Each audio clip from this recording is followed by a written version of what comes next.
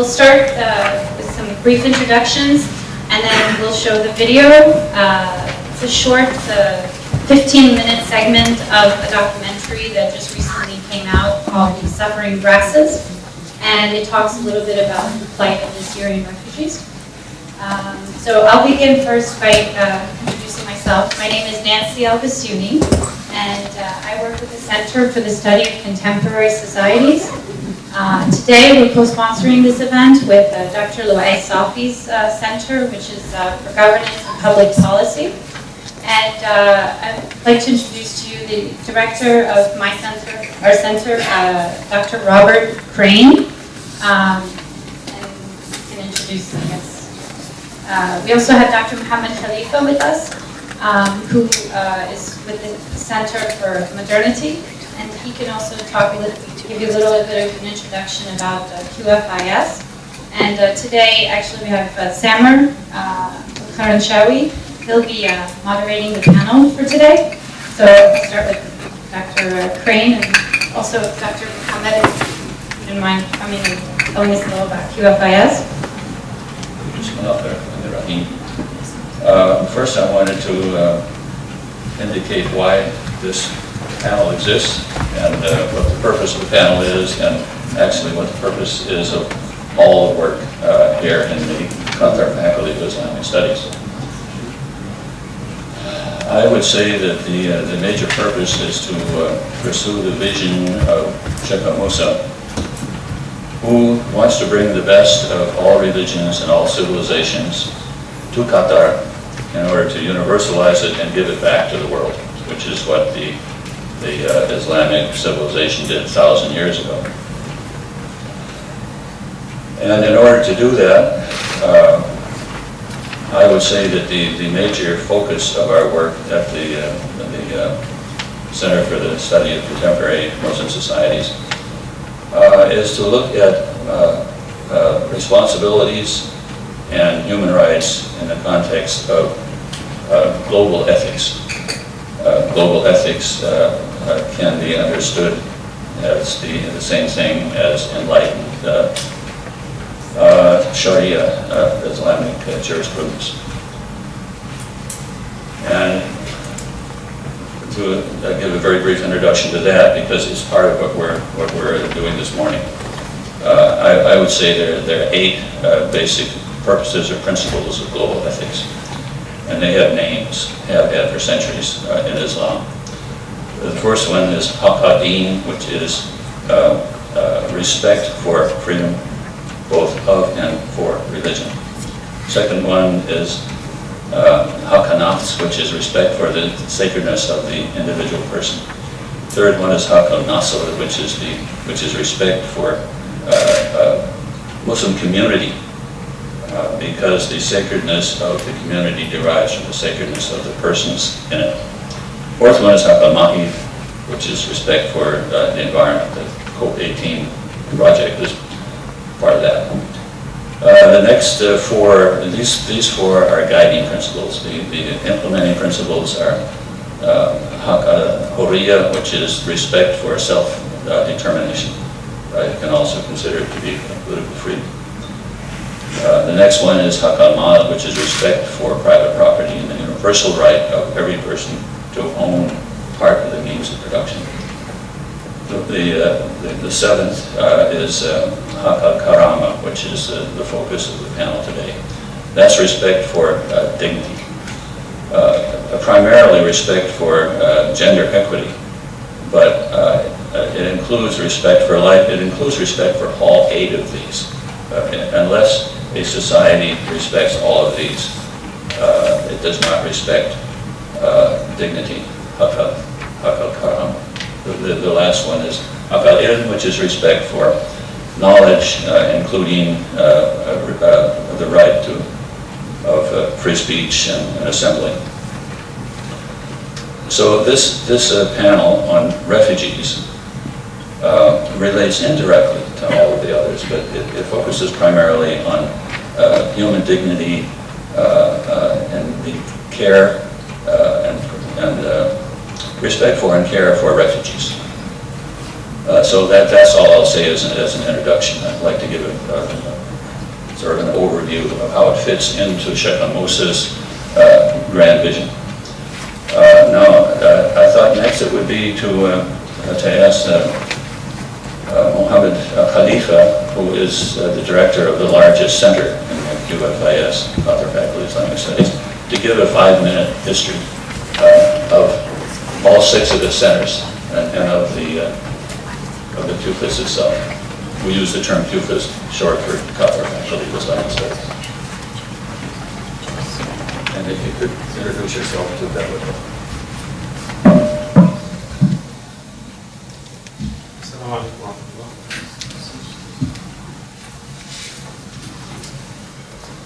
بسم الله الرحمن الرحيم. الصلاة والسلام على سيدنا محمد سيد المرسلين وعلى آله وصحبه أجمعين. I would like first, on behalf of Professor Dr. Hakim Kamashawi and Dean of the Faculty of Islamic Studies, to welcome you to this very important occasion. And my name is Mohammed Khalifa. I'm the director of the Al-Qarawani Center for Islamic Communication and Renewal. If you allow me, I will give you a brief on the faculty. Our faculty was established in 2007 with one program, one master degree program, and 3 students. Now in 2012,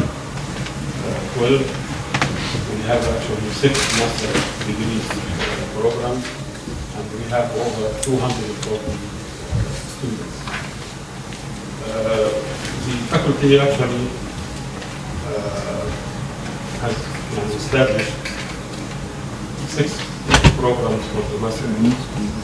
The first is the master degree in contemporary Islamic Jewish program.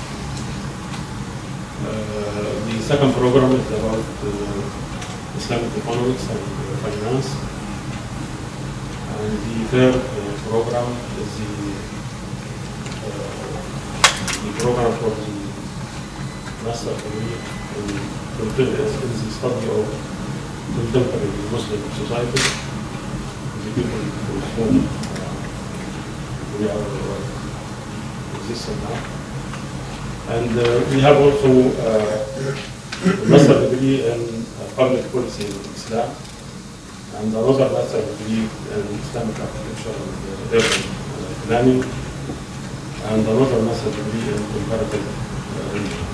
This makes now 6 MBA programs, and the total number of the students are about 240, and some of these programs have already a good number of students were graduated from. With regard to the research centers, we have also 6 research centers. The oldest is the Karawani Center for Islamic Communication and Renewal. And then the faculty welcomed the inclusion of center which was established in 1983. This is around 20 years ago, before the establishment of the faculty itself. And this is the center of the Muslim contribution to Islamic civilization. But in addition to these 2 centers, we have a center for Islamic economics and finance, and another center for Islamic architecture and urban planning, and another center for governance and public policy in Islam, and the Center for the Study of Modern Contemporary Muslim Societies. In addition to these centers, we have also a Center for Land. Its main job is to qualify our students in both English and Arabic as the 2 official languages of the faculty. We have also an independent research center under the name the Center for Islamic Jurisprudence and Ethics. I don't like to take much time for But I would like to repeat my thanks to all of you for attending this very important event. And I would like to thank Dr. Graham and his team for the great effort which they have made in order to make this event real. Thank you very much. So now the panels can begin, and the Master of Ceremonies is Samir Karanchawa, who just flew in apparently last night from Oxford University. No, wherever you flew in from. So he'll be in charge for the duration of the panel.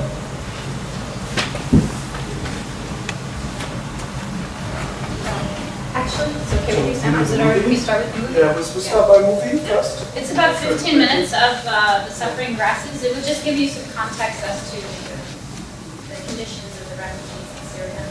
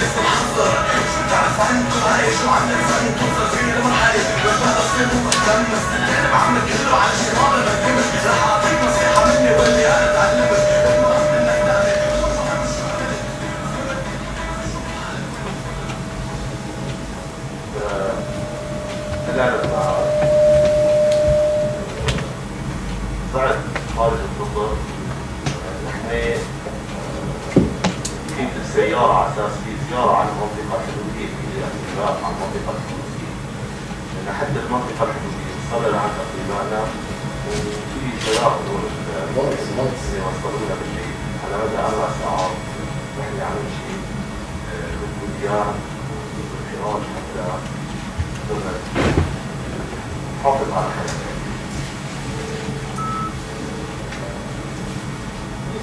View from Turkish-Syrian border, and you can undertake the full lead when and to do when and to the refugee. When and to do.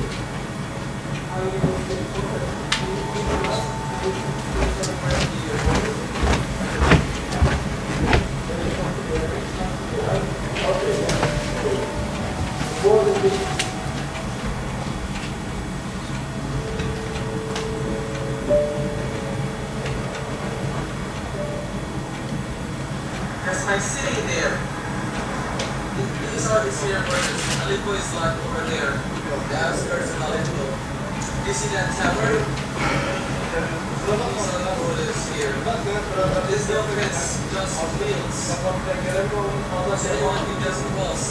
هاي هاي حتى وكنت نصف خيمي انا تحت حرق لي كافة اغراضين حرق لي سيجارتين بس ايش عملت له بالشهر الاسد يعني انا شو سويت له للنظام السوري يعني حتى هددني وهدد اولادي وحرمني بيتي وحرمني اراضي يعني شو سويت له شو عملت له انا لا حاربته ولا ظهرت ضده ولا عملت شيء ضده يعني ليش حاربت ليش هددني وطجشني لبلاد ثانيه يعني شو عملت له انا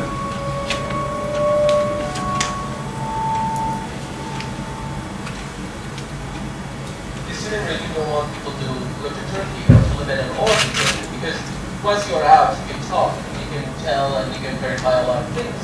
So they didn't want people to leave. They have a lot of tanks, snipers, and checkpoints on the road. But there are still a lot of illegal ways to cross the borders. الغام اللي حطن النظام السوري هون بهالمزارع على قرب منها حدود تركيا حطهم مشان يمنع البشر ترجع للبلاد. صارت اكثر من حادثه يعني انفجر على اكثر من شاب يعني هاي القومه اللي بتتواجد رايح حدود تركيا يعني.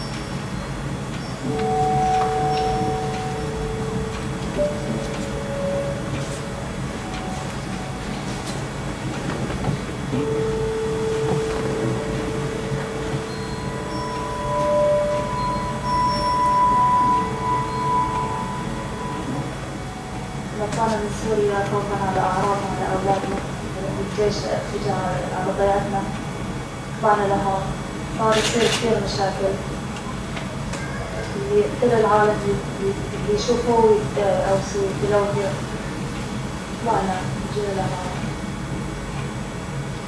ما بدنا شيء معيني واحنا ما لنا مبسوطين بس حكومة التركية ما مقصرة معنا أكثر بس ما لنا مبسوطين حابين نرجع عبدالنا بدون حد بدون شيء. يا رب العالمين يعني نفضل لتركيا رحمتنا من بشار الأسد ومضطرب ومن هيدي. أنا جيت بسبب ابني لهون. ابني تصاوب في سوريا وجبته لهون.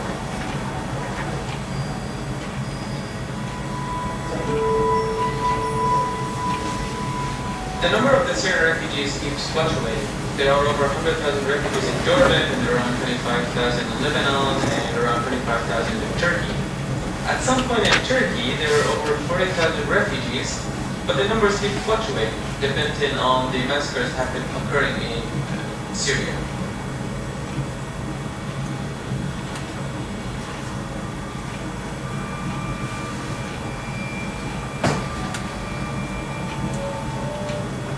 هذا مخيم للضباط عسكري. This is small defectors camp. هذا قسم إداري الذي الآن نحن فيه. This is the administration's camps that we're in right now. هذا قسم برفين مخيم برفين. This is our tent. هذا مستشفى الصحراء. This is a small hospital, Zamra hospital. هذا ملعب مكان ملعب. This is football pitch باسكت وفوليبول. and basketball court. وهذا مكان ملعب للأطفال. This is the playground for kids. هذا النقطة لتوزيع الجنوب لتوزيع الأكل.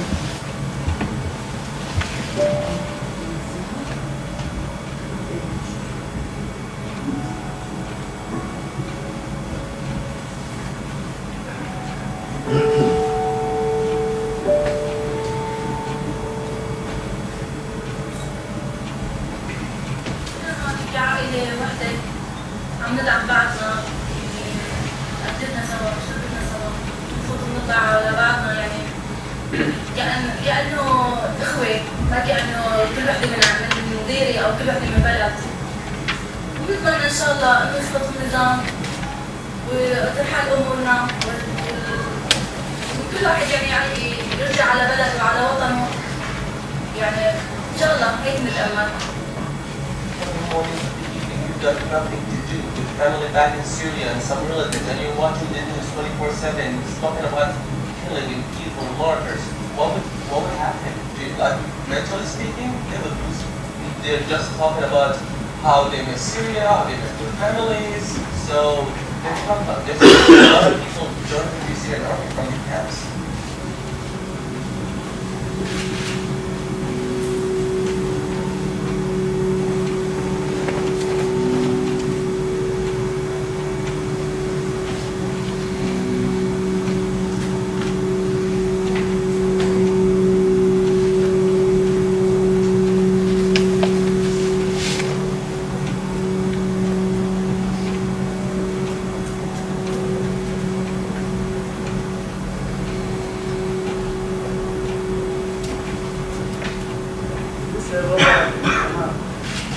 ناس أكثر بتشجع تطلع تحكي على الأعلام بسبب إنه حكوا كثير طلعوا كثير حسوا إنه ما كفاية لكن ما حدا بيشكل في دور الإعلام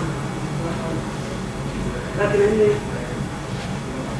تابعوا الجزيرة تابعوا قنوات كلمة شو أخبار القصف يا جماعة مخبطين في السير حاسين إنه ما أخبار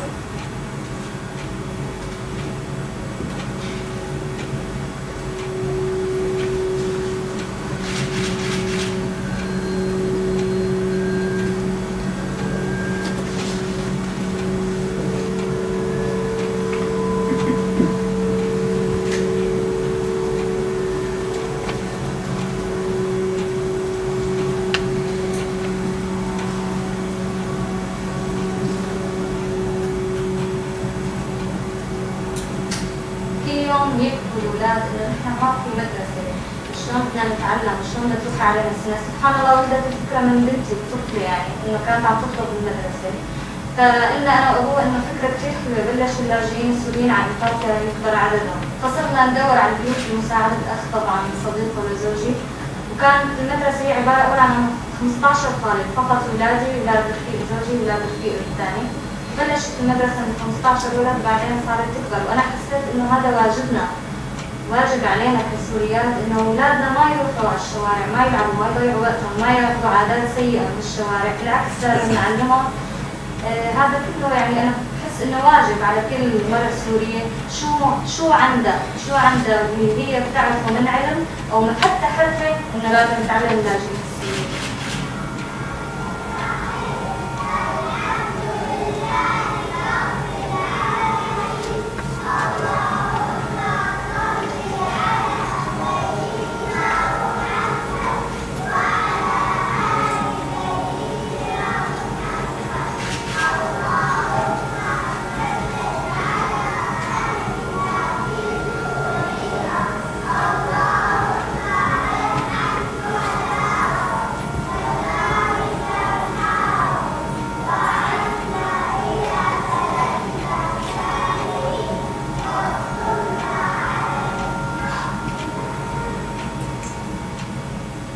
المدرسة وإن شاء الله على سقوط النظام رح نكمل بهداك في بلدنا في سوريا. عم نحاول نطور من حالنا هلا حتى نقدر نبني سوريا جديدة بدون هالطاق، بدون هالظلم، حرية التعبير. يعني نحن هون لقينا الأمان بالنسبة للأوضاع بسوريا اللي هلا صارت، بس هلا بنحب نرجع حتى نستقر، بنحب الاستقرار ببيتنا بحياتنا الشخصية مع ناسنا، أما هون ما ممكن نلاقي كل الناس اللي بنحبهم. ونطلب من العالم إنه يعني يساعدنا وشغلنا يساعدونا اللي يوقفوا جنبنا.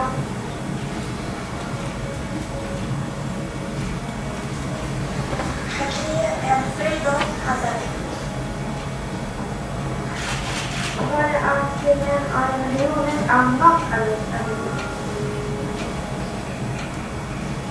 she's in the 7th grade.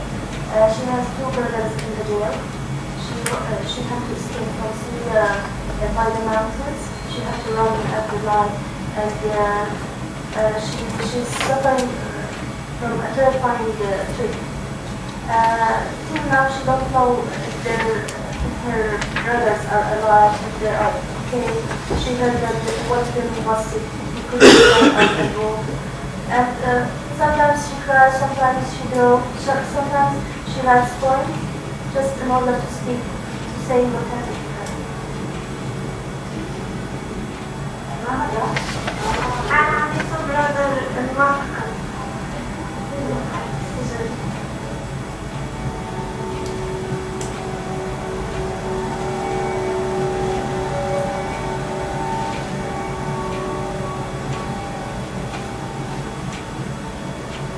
يلعبوا ألعاب بسيطة ما تيسر يعني. شوف إنه بعيون المشتاقين للمدارس والأوقات صافي يرجع لأنه عطاش الريحة أصبحت مليانة خلاص.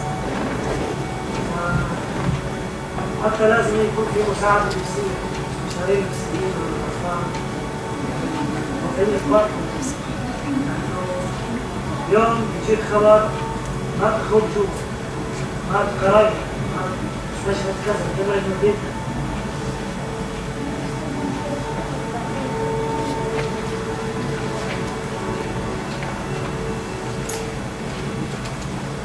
أنا بدي أبص بالشارع الأساس وسأله بالشارع الأساس والعصاية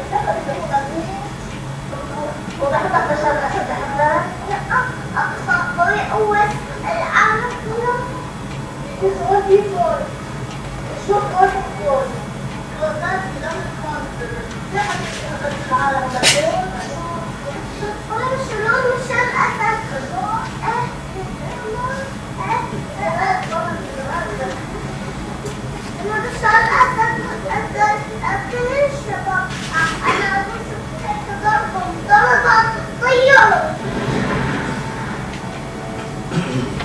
الناس الدول الأوروبية يعني نوقف مع الشعب السوري المظلوم من اجل الحصول على الحريه.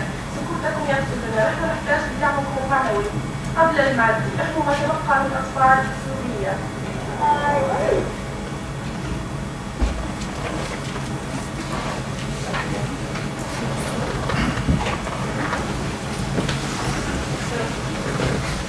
So Samara will moderate the panel and yes, we'll introduce the first speaker, but I think it was important to watch a little bit, just to give us a little background, and of course our speakers today, and Tamara comes to us from Save the Children from Jordan, so he can give us more insight as to the situation and the conditions of the refugees. So Samara. Well, welcome to you all again. My name is Samara Plancheri. I'm research coordinator at the Center for the Study of Contemporary Muslim Societies. And let's just begin by Ms. Nada Ghazal. Sorry. Who can tell us about her own personal experience. I'll have to limit it to 20 minutes. I'll save 10 minutes for questions. Okay. Thank you.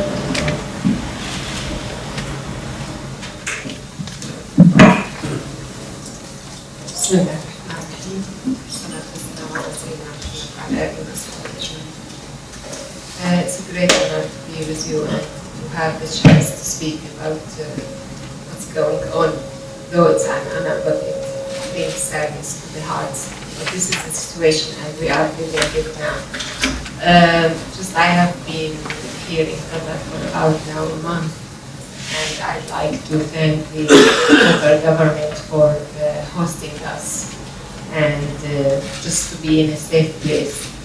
Actually, my body is here, but my mind and heart are with our Syrian brothers and sisters. Now, the film we have watched is about the refugees like in Turkey or in Jordan or in Lebanon, but we still have many refugees inside. What I have seen is just you can like high-class refugees, because if you see the situation regarding the refugees inside, it's there are actually no words to tell about the situation now. During nights, actually, we are here, we have beds, but we can't sleep. The whole nights we are thinking about our brothers and sisters inside who don't have like electricity. Now it's winter, they don't have blankets, they don't have anything maybe. And sometimes I feel I blame myself just to be here having this luxury life, but sometimes you can't do anything, you feel like you can't do anything. I hope we can do something for them from here. Just to speak like a very, we go historically, I grew up as a child during the 1982. I was like, I think, 5 years old at that time, and I grew up with the image of my dad just taken by the soldiers in front of my eyes, leaving me, my mother, and my little brother just in nowhere. We don't know where to go or where to sit. I am originally from Hama, and I know you know what's had gone in 1982 in Hama. So I grew up with this image like, and we have been brought up all the time by my parents, like just to be silent, not to speak anything against the government, or not to tell anything, or just you have just to be silent and to obey. And even sometimes you don't have the right to think or to mention. Also, I grew up with the image of my uncle who was young at that time, and he was killed by the Assad regime, the father. And even I was told by my parents not to say that I have an uncle who have been tortured and killed by the regime, because this will cause problem for me and for my family if they know that one of our relatives or family had been killed at that time. So whenever they ask me, do you have any person who have killed at that time say no, we don't have any person. So we grow up with this fear and, oppression and suppression. And I continue my study and, go on, but every time I feel the oppression and, suppression grow more and more inside my heart, my mind, my soul. And this is not only I don't think I'm speaking about my personal emotion or psychology. I think I'm speaking about all people who lived with me or around me. But all people, they prefer to be silent because I think they know the brutality of the regime, and all families, like especially in Hama after the 1982, they want to keep the children safe because they have, most of them, maybe all of them, they have lost their fathers and dads, so they don't want the thing to continue. They know the brutality. So till now, for example, my mother, she's afraid. She don't want me to speak or to say anything. She's just afraid about me, that this brutal regime will do something for you. So this is how the generation, and especially the old generation, grow up in Syria, just in fear to speak, to give an opinion, to say anything against the regime, though we were living just, maybe a difficult life. Some people will say, okay, we were living a good life, we are eating and sleeping and, that's it. But we don't have the right actually to even to think. And I think during the beginning of this revolution now started not because they think people, they say like no to the regime. I think it's like years of injustice and years of oppression and suppression, and then it blows up. And people now, they know that when they say no and when they start this, they know that they will lose their lives, they will lose their homes, they will lose their children. But despite this, they were courageous enough because, as Dr. Robert mentioned, they want dignity. It's very important, and maybe it's very difficult to live in a country, your own country, and you don't have your own dignity. And people now, they are ready to pay anything, just, for example, to get their coming generation or their grandchildren living in a better world, in a status which is better. Now, for example, people now suffer from everything, like they don't have homes, they don't have schools, they don't have clothes, they don't have medicine, and despite this, they are just going on. Like I saw on YouTube, like just one woman from Tel Bisa, it's between Hama and Homs, it's like a small village, and she said, I lost my husband, I lost my children, and my home is destroyed, and I am wounded, but we will go on. So it's like great determination. And I was asking myself, what makes this? It's, it's injustice. If you live for centuries, under a very brutal regime, this is, I think, the end, and this is the natural end to be. And I think all of you know what's going on. You are watching TV and channels and YouTube, and every time maybe you say, what can I do? I think every one of us from his own or her own position, they can do something. For example, through media, through donations, through this meeting or this seminar. So I think the problem now, I think the regime will fall down for sure, but I am very anxious about what's going after this. It will be I think, a bloody phase in order just, because now we have a lot of revenge, the psychology, all the psychological emotion is revenge, about revenge. I think now Syrians, refugees, whether they are outside and inside, they get this help, but actually in their heart, I think they lose confidence in. I know that the United Nations and some countries, they are trying to help, but really the Syrian people, they lost confidence because now we have been like about 2 years and there is no solution, and the Syrians just, they are suffering and suffering, and like at this moment, I think many, while I'm speaking here, many Syrians, they are suffering, they are killed, they are tortured, they are hungry. So Syrians, I think, they lose confidence just, and now they have confidence in God and in themselves that they will achieve this change. I'll try to conclude what I have said, and maybe my life and most of Syrians' life in the following lines, if you allow me. It's like not a poem, something like a poetry.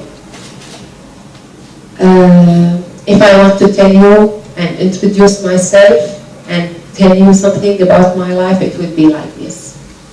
I was born in Syria, where many prophets lived and died, where countless heroes fought with pride, where mosques and churches stand side by side, where a dictator lies like his dad once lied, and all the nations watch and stand aside. I was born in Syria, and like all Syrians, I grew up in fear. People made into animals for the director to steal. For the killer of their dreams, they are forced to cheer. I was born in Syria. I'm tired of working only to beg for food. Even my meals are already chewed. It's hard to eat when your lips are blue. I was born in Syria. I can't take this life anymore. We are not toys in the director's store. We want to speak. We want to roar. We have decided to take a stand.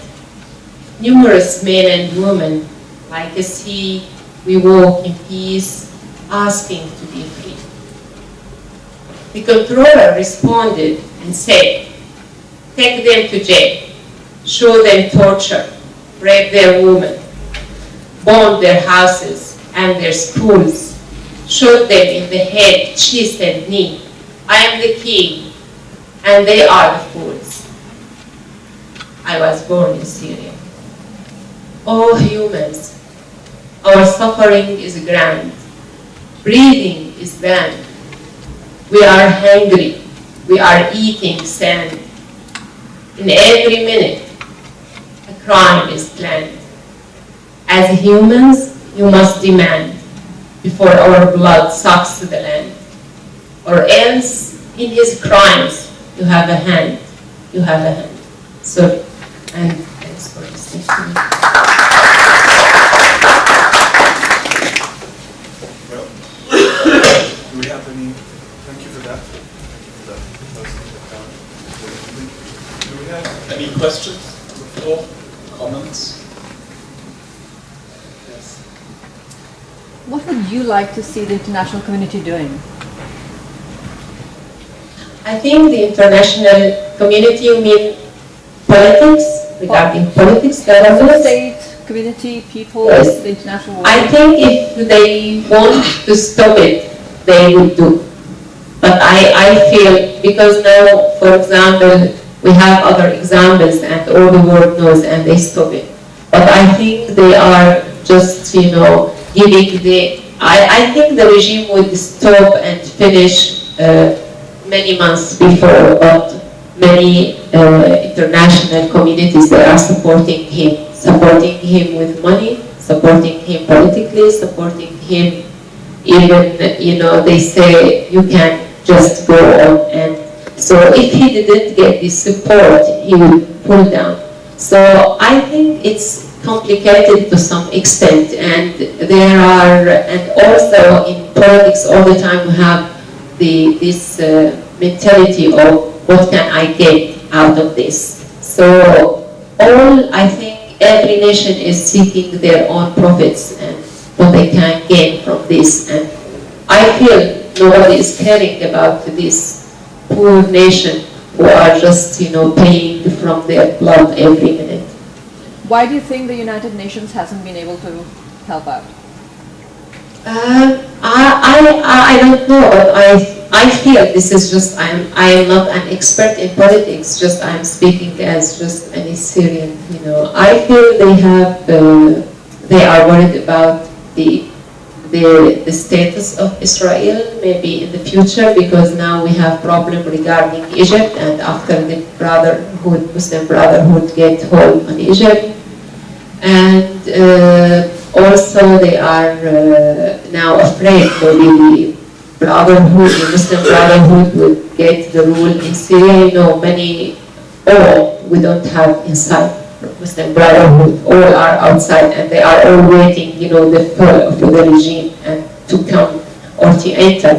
So now there is afraid, and they don't have what we can clear, for example, picture of what the scenario will be after the fall of the regime. So many times when I travel and people, they will ask me, we don't know what exactly will happen after the fall of the regime. So they don't want to just, to get in a risk, to help, but they don't know what's going on in the future. Maybe. Rada, you talked about something really important about in the event that the regime does fall, what will come later in reestablishing government in Syria. And a lot of people have said this, that it doesn't look very positive in terms of possible sectarian conflicts. In your opinion, what can be done just by the Syrian people now to help avoid that type of a situation, or even... Yeah, I think I myself, for example, I am against, for example, revenge and sects, to be sectarian. But sometimes you can't blame some people, like if your mother or wife or child is killed by, let's say it clearly, by Alawi sectarians. So now people, before they have this, for example, I have friends who is Alawi or who is Christians, it's okay, but now you can't blame people. I think it will be a bloody phase, but what I think now, your question, what we can do to stop this, I think it's our role as educated people, the people who are in power, the people who have this, what we call the strategy of peace, and who would have power after the fall of the regime. I think they have to work very much on such issues.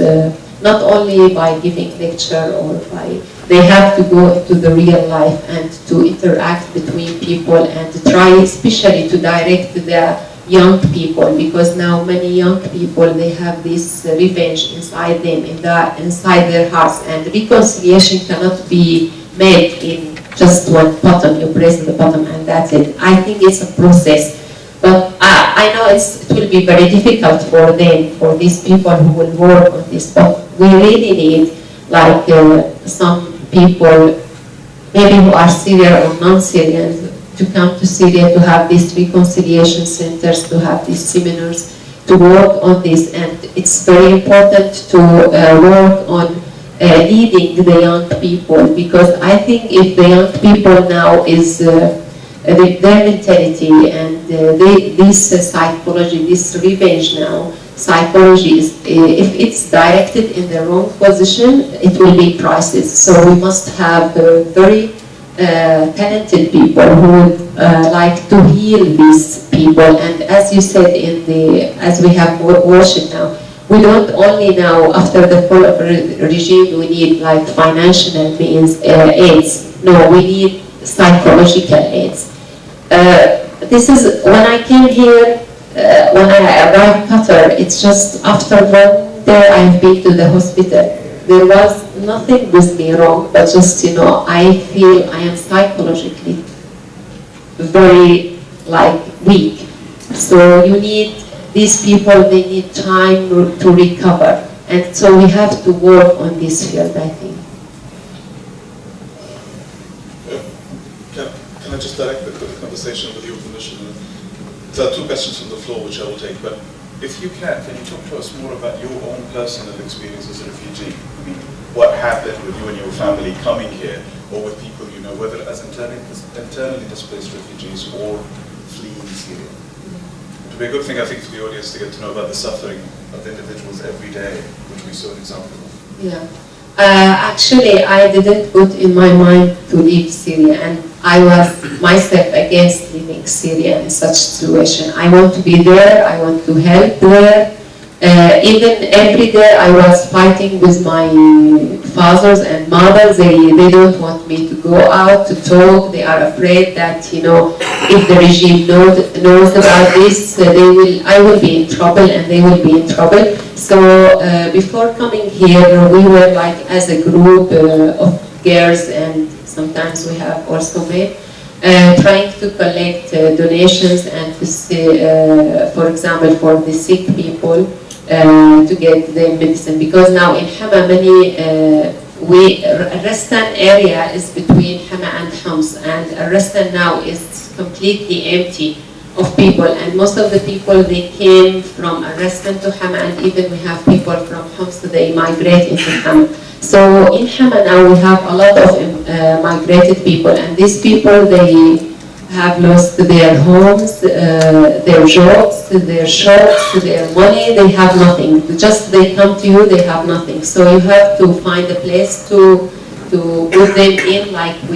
Sometimes we have a school, in one school, we have about 50 families. Each family is in a class, and they can share the kitchen and other things. But even in the class, you don't have anything in the class. You have to put, for example, in the class some mattress, some blankets.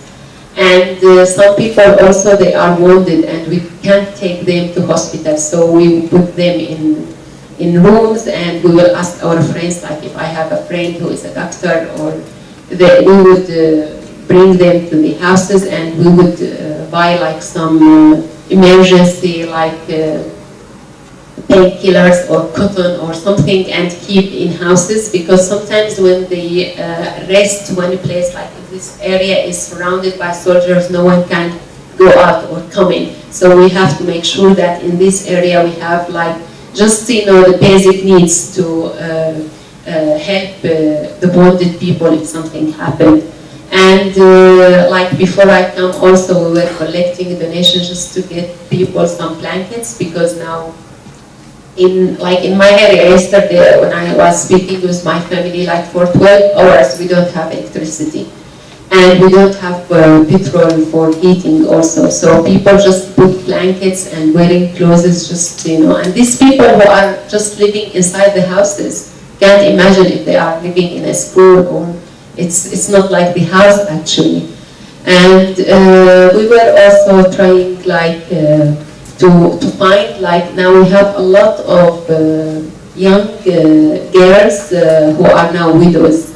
They lost their husband, and they have 2 or 3 children, and they are orphans, and they don't have any means of living. So you have just to support them every day with the basic needs like milk, their very basic daily needs. And working like this, it's very dangerous, because you have to work in a very secret way. For example, if I get the money, I would not go immediately to the family. I will give to another girl, and this girl would give. So this family wouldn't know that I have brought the money, or I have bring this, because if they speak even with a good intention and tell who is this person, I will be in danger, and I will not be able, or if they found out about this, it will be, very complicated issues.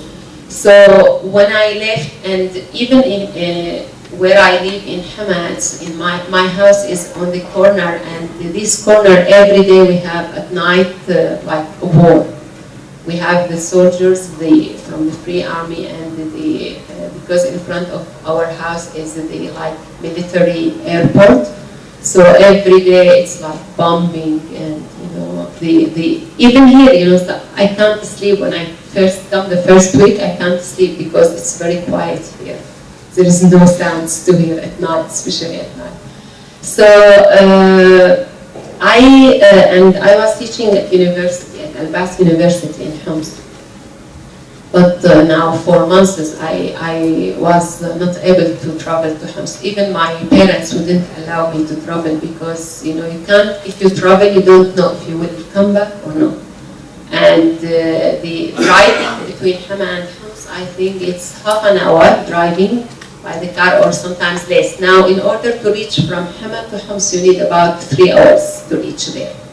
And it's the whole road, you hear sounds, and you know, you may be killed at any minute.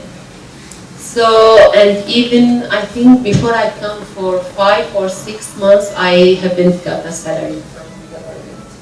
So I just start thinking what I'm doing here, and you know, if I can get out and get a chance to work and then send money to help people inside, it would be better, because now, even now in winter, the day is very short and you can't go out for a long time. Like, for example, yesterday I was speaking with people, like my family say, like only when it is 2 o'clock, nobody in the street. You can't see anybody. Everyone in the homes, and there is no electricity. We can't there's no internet, and there is no landlines, sometimes no mobiles, you know, just we are sitting and hearing the bombing and we can do nothing. So, this is how it is. Thank you. Thank you, Ms. Fadi. Dr. Safi, you had a question. I think the gentleman in the back you had a question, your comment. Actually, I have a two comments. First of all, I would like to thank Ghaida for opening and sharing your deep thoughts about your experience. So I do appreciate that. Quick points. Number one is really this film that we saw represent the best of camps that the Syrians have received. 10 stars. This is probably 10 stars compared with others. Turkey has been very hospitable and supportive, and put a lot of effort to make life as you know, comfortable as possible for Syrians. The situation in Syria and Jordan and Lebanon is much worse. We'll hear about Jordan. Lebanon and Jordan is much worse, and somebody will be speaking on. Yes, about Jordan. About Jordan. Yes. Yeah, I think you know, a couple of days ago we got a very bad news about children who died because of the cold in a desert place where the camp was set. Now, the other point I would like to make is about the really lack of humanitarian support from the international community, despite all the talk that we have received, including about so far 5 conferences of the Friends of Syria, with a huge number of countries participating, but we haven't really seen anything that we can speak of. There are 3 Arab countries that have provided support.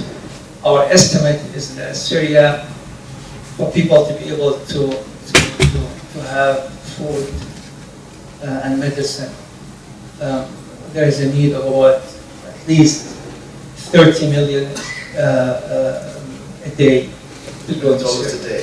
$30 million a day. Probably throughout the last year and a half, or almost now, coming close to 2 years, you know, the amount of support that came in from outside world does not really reach $200 million. So that's very little. And many Syrians are wondering why is that? Why Syrians have been abandoned and left to their own means, despite the brutality of the regime. And so But I would like again to say thank you for sharing with us your experience. Thank you. Just I want to mention something, comment, yes. Even you mentioned like this amount of money which is donated to to Syria, not all of them would reach inside actually.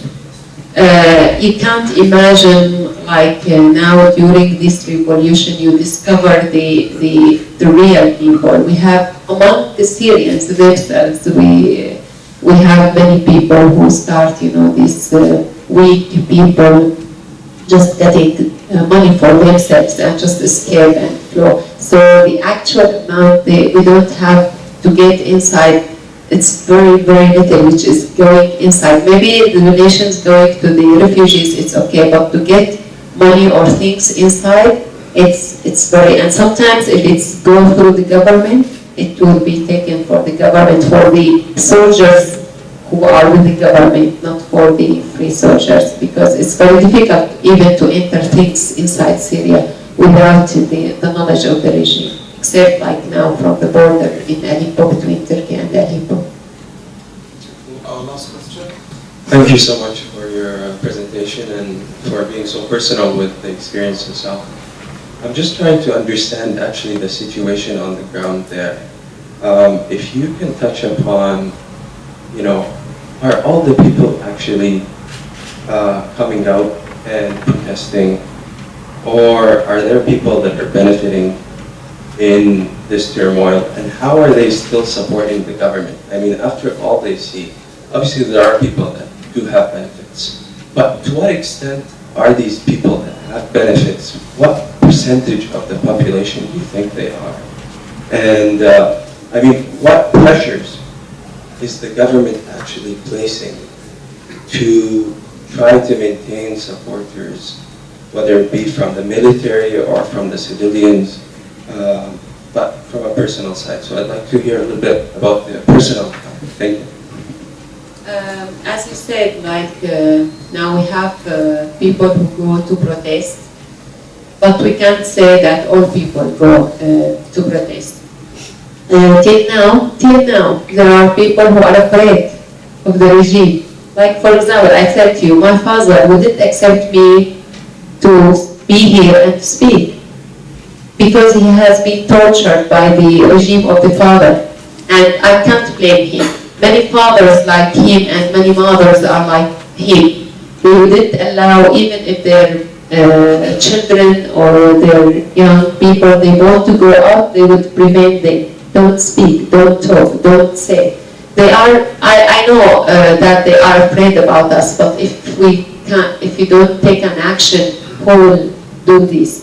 At the beginning, it was like young people protest, and then because even the people who have this courage to protest, when they see the brutality of the regime, they prefer either to escape, to take their children out, and many people till now they prefer just to be waiting what's going on. I know a man, he's working with the government till now. I was just discussing with him, why are you still working with the government? He said, what will happen to me if the regime doesn't fall down? He is still, have this, that the regime is just going on and it will not fall down. So we have these kind of people. And I think the people who are supporting the regime, they are not supporting the regime itself. They are supporting themselves. They are supporting their benefits. They are supporting their, for example, goals. Any person who benefits from the regime, he just wants to get more and more. And especially during these circumstances, it's a chaos and everyone is stealing what he wants. And just getting, he say, I want to be in power and I want to do this.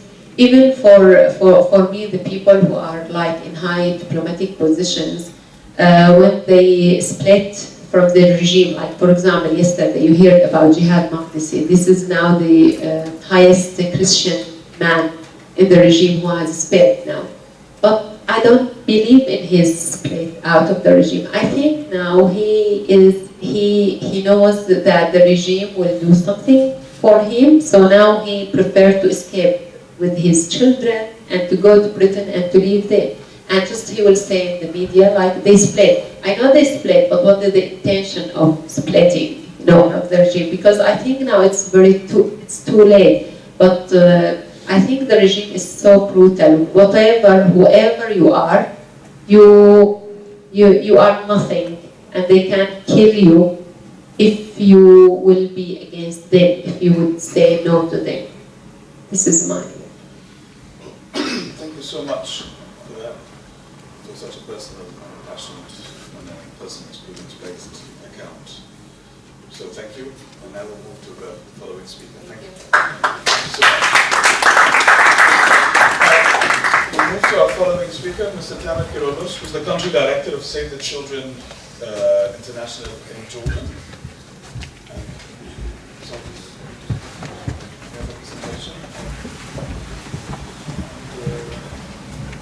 Hopefully he will shed light on the situation of refugees in Jordan, as was just mentioned. Then I think next 20 minutes, and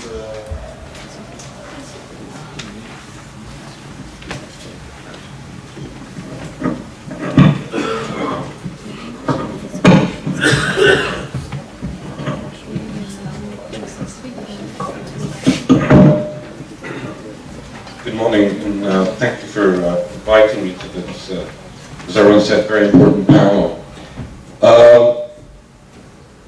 I'll talk a little bit, or more in detail, about the situation of Syrian refugees inside Jordan. However, I'll also take a little bit of a view in terms of the region, and also can discuss a little bit some of the challenges as international organizations in accessing Syria, and to be able to address the needs inside. As you can see, we're talking right now that there are about 400,000 registered refugees in the neighboring countries, Syrian refugees. However, the total number of Syrians are much higher. And that's simply because not every Syrian that has fled Syria to a neighboring country has been registered with UNHCR. There are many reasons behind this. Some of it is security. Some of it is that at this point they have enough resources, they don't feel they need to register, but the numbers are much higher.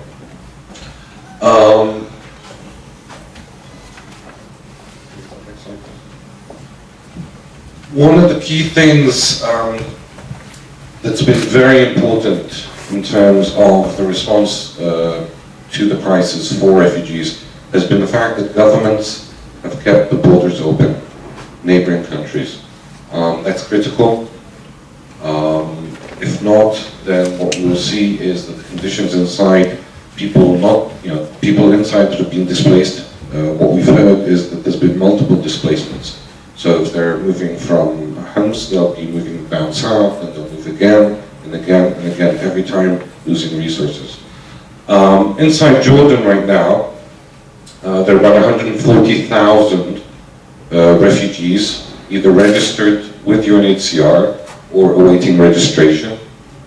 But there's probably another 100,000 Syrians inside Jordan who have not yet registered. Yes, please. Very important point is, of course, that over 50%, and in the case of Zaatari camp, which is obviously everyone knows about the Zaatari camp because it's in the media, are children, 60% children. Over 75% are women and children. And of course, that means when you do go to Zaatari, it is really a camp for children.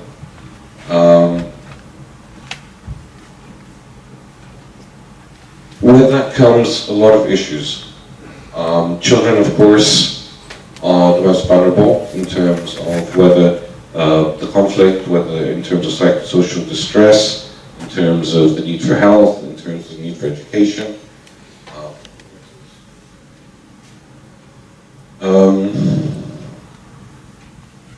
I think you said, and I think generally the situation is people think refugees, because they're, we can see them, they're in neighboring countries, the international community is actually donating, that the conditions are fine. They're far from that. Actually, if you look at the latest report from UNHCR, the regional response plan for the Syrian crisis, which only deals with Syrians responding to Syrian refugees outside of Syria, is only 50% funded. That means there's still another $200 million needed just for the time being to at least take care of the needs of Syrian refugees in Jordan, Lebanon, Iraq. Turkey is slightly different because Turkey is the Turkish president, and the Turkish government is taking the main responsibility there. Okay.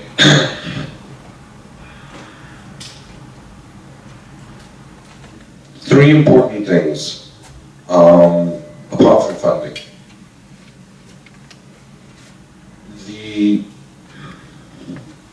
A lot of the donors have been, and I think this is why we don't have enough money, a lot of the donors have been giving the resources in small pieces, small pots.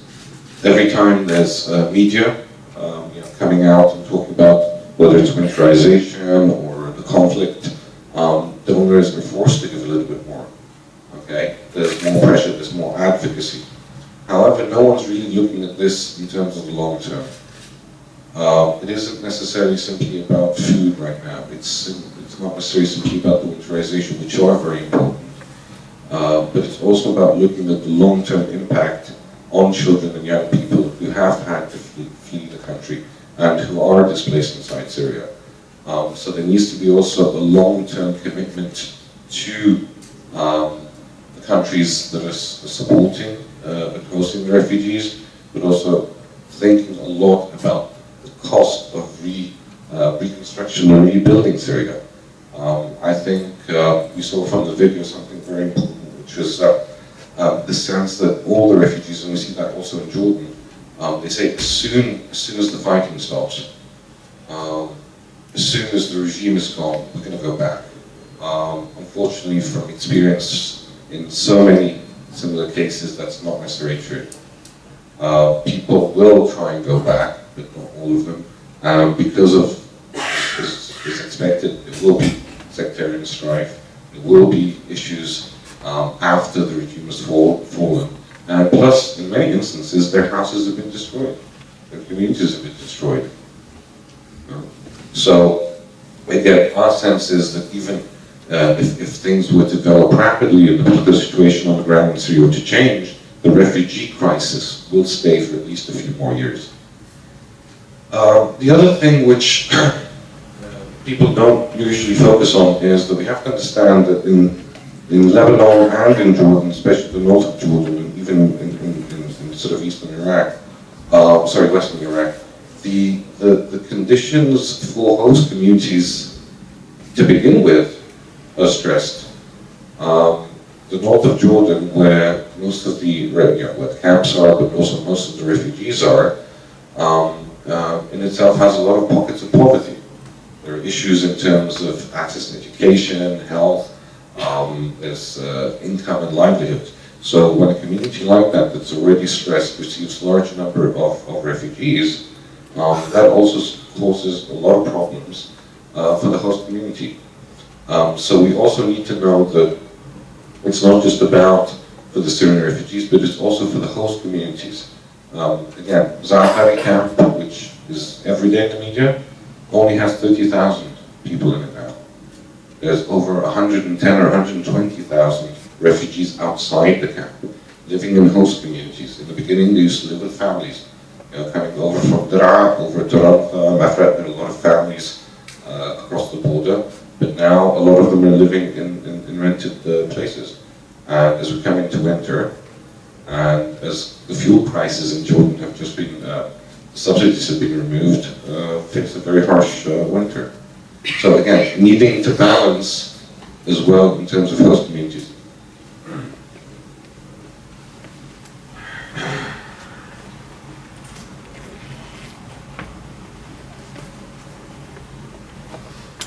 Okay, from Save the Children's perspective, there's been a huge amount of suffering for children inside and outside of Syria and affected by the war, by the conflict. Really, our call is that the only way you can stop that is by stopping the conflict. Obviously, from a political perspective, and I'll leave Dr. Habash and Sophie to talk a little bit more of that in terms of politics later. But really, from our perspective, nothing has really been moving in that direction. And again, the amounts of money, the amounts of resources that have been given to this by the international community, whether for those inside Syria or outside Syria, is definitely insufficient. Now, specifically for inside Syria, as Ed was saying, it is very difficult for international agencies that have the capacity to deliver the aid, the relief, the psychosocial support to get inside Syria. There were a handful of organizations that were registered international, mainly dealing with Iraqi refugees inside Syria, and no other NGO has been allowed inside. It's very difficult to get things, materials, money into the country. So humanitarian access has been one of the key things that we've been calling for, which is basically that there needs to be a focus on ensuring that international organizations, UN or NGOs, can actually get meaningful access to inside Syria to be able to deliver the support needed. One of the problems we think, and I think personally, is that Hanan's 6-point plan, if you look at it, and it talks about ceasefire, talks about access, humanitarian access, about political discussion, but the problem is that it all sounds nice, but what it did was link the humanitarian aspect to the political. That should have been decoupled. That means, irrespective of what happens politically or on the conflict, humanitarian access shouldn't have been connected to that. So now, since things haven't moved forward, then humanitarian access hasn't moved forward either. So the decoupling of the political versus the humanitarian aspects of this crisis is really important.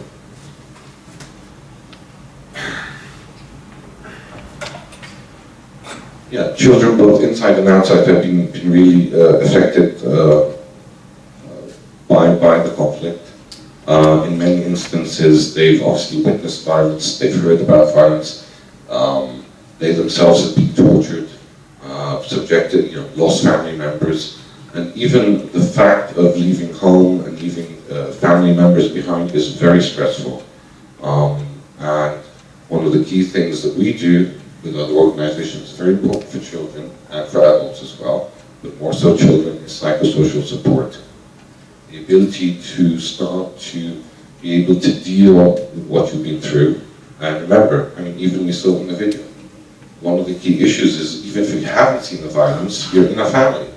And the family's talking about it, and talking about Bashar, and talking about the killing. A lot of these issues affect children. It doesn't seem like it, the child's talking fine, but it is affecting them.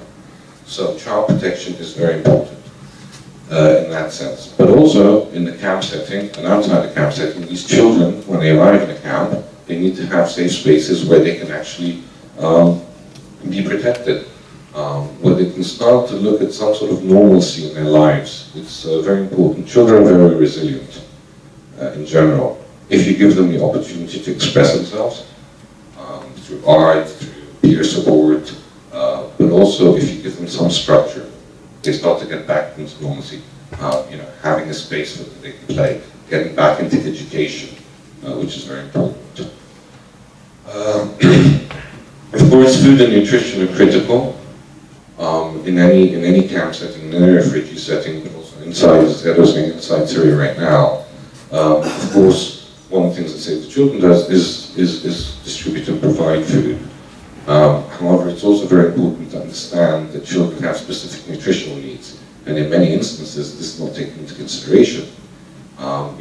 When a lot of support that's come in terms of in-kind support from many governments in the region, they don't necessarily look at, well, what do small children need? What do young children need? It's just, let's ship this quantity of stuff out there. It might be useful. But right now, winterization. Just on the point of Dr. Safi in terms of, I guess, the reports of 3 3 children dying in Zaatari camp. The reason behind the death is still not confirmed. However, officially, what the Jordanian government is saying is that the cold had a large hand to play in it. Is one of the factors, or contributing factors. There's been a lot of effort on the part of UN agencies, international NGOs, Save the Children, we work in partnership to get the camp and to get Syrian refugees winterized. However, the numbers are just increasing rapidly, and there's simply not enough money to be able to do it. And of course, winter now is starting in Jordan, and it gets very cold, and what we expect as well with the problems inside Syria, that because people don't have the coping mechanisms or the resources anymore to deal with winter, and Syria has a harsh winter as well, is that the number of refugees will increase.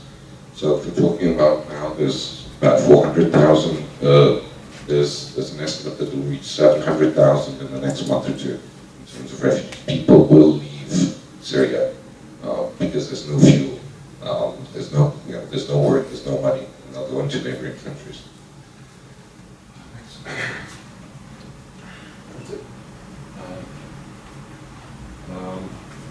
Next, we can go through that. I've already talked about the whole. Just very briefly, and it's not about what we're doing. Actually, in Jordan, Save the Children, we're aiming. The estimates right now is that there'll be 250,000 registered refugees in the next couple of months. We're hoping to reach approximately 160,000 of those, which is almost 2/3 of the affected population, also children. As you can see, we also plan to reach a significant number of Jordanians, vulnerable Jordanian families and children. And a lot of our programs need to do that. Till today, since we started in March our response of this year, we've reached about 60,000 people. A lot of the work we do is through child-friendly spaces, adolescent-friendly spaces that look at psychosocial support for children, but also looks at resilience, building on children's resilience and adolescent resilience. I think what you said was very important, that we see it in the camps and we see it outside the camps, young people. We have a lot of unaccompanied minors that come into Jordan. A lot of them are boys, 15, 14, 15, 16 years old. Their parents have sent them across the border by themselves with fear of being recruited by either side, so they don't get involved in the fighting.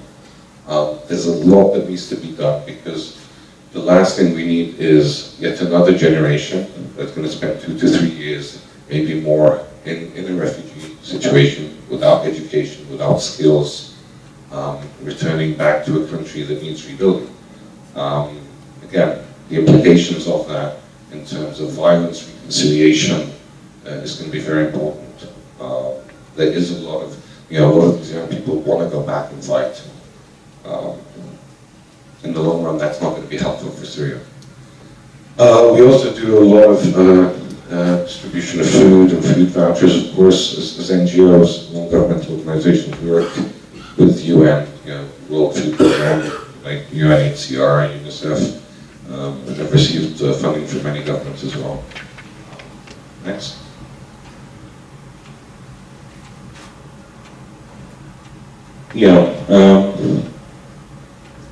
Again, you can read these while we have questions, but it's really what we focus on mainly is child protection, education. We do food, and also, of course, we're doing livelihoods, and mainly the livelihood programs, and this is to note, that we're doing right now in response to the Syrian crisis in Jordan, actually targets Jordanians only. That's it.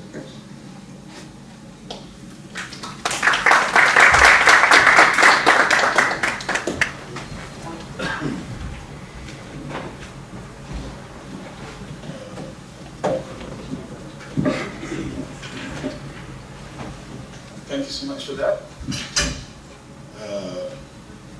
Questions? Dr. Safi?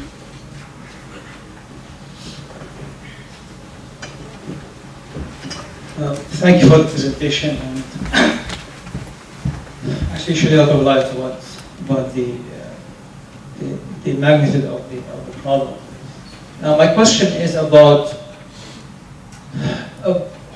how would you explain? I mean, I know that Jordan itself is going through tough economic times, as it's trying to cater for the needs of Syrian refugees. But definitely, this is a problem that concerns the international community in general, and particularly, the Arab communities in the region. After all, there has been a lot of, the people in Syria have been supportive of many people who came as refugees and never dealt with them in the way they have been dealt with. So my question is, why do you think that there has been not enough support in Jordan, particularly in Jordan? I know maybe Lebanon probably has a similar situation. And why you have not been able to get, or why the Jordanian government, I should say, not be able to get support from the region? Okay, there's a lot of politics in that, so this will be my personal, obviously Save the Children's. I think several things. First of all, you have the international, general, the OECD, developing countries sort of support that you get. I think one of the things is that, first of all, despite the numbers we see, this is by far not a large refugee crisis as you would see, for instance, in an earthquake or in a natural disaster or in sub-Saharan Africa. So despite how, because we're very close to this, and we feel it and we feel the suffering, as international standards, it's not as huge yet. The other thing is we've noticed is that a lot of donors are waiting for access into Syria. And possibly rightly so, because as we said, there's about 2 to 2.5 million internally displaced Syrians. So we've also sensed that there's a sort of somehow a waiting game, saying, well, if we commit all the resources now towards the refugees, then when Syria opens up, we won't be able to have the resources then. So I think that's from the international community. To be blunt, in terms of Jordan and the support, I think it's because of politics, at least with the Arab world, that the issue of support is now being associated again with the political elements of this crisis. So as I said, with Anand's plan, the decoupling of those is important. I think the third thing is, in terms of a lot of Arab donors, are not yet involved or have been integrated into global funding mechanisms, protocols, i.e., for instance, you have, the UN systems, the UN appeals that we are part of. A lot of, Western governments will actually put money into those because these are trusted mechanisms, and that way the money can flow down. In terms of Arab governments, a lot of them will give in kind and will give directly. So not necessarily, some of it will be bilateral in terms of cash, but there's a lot of in-kind support, which is needed and is welcome, but it's not necessarily always useful. So, because sometimes what we have is, for instance, you'll have an oversupply of a certain good or material. That's not really what is needed, and the situation on the ground is changing. So, as I said, one is because of the size of the crisis right now. I think it is increasing. So there is more media attention, so possibly there will be more resources, but also the waiting for inside Syria, and the Arab governments and Arab donors have somewhat linked the political with the support, and a lot of it's being done by individuals, not as opposed to countries and countries.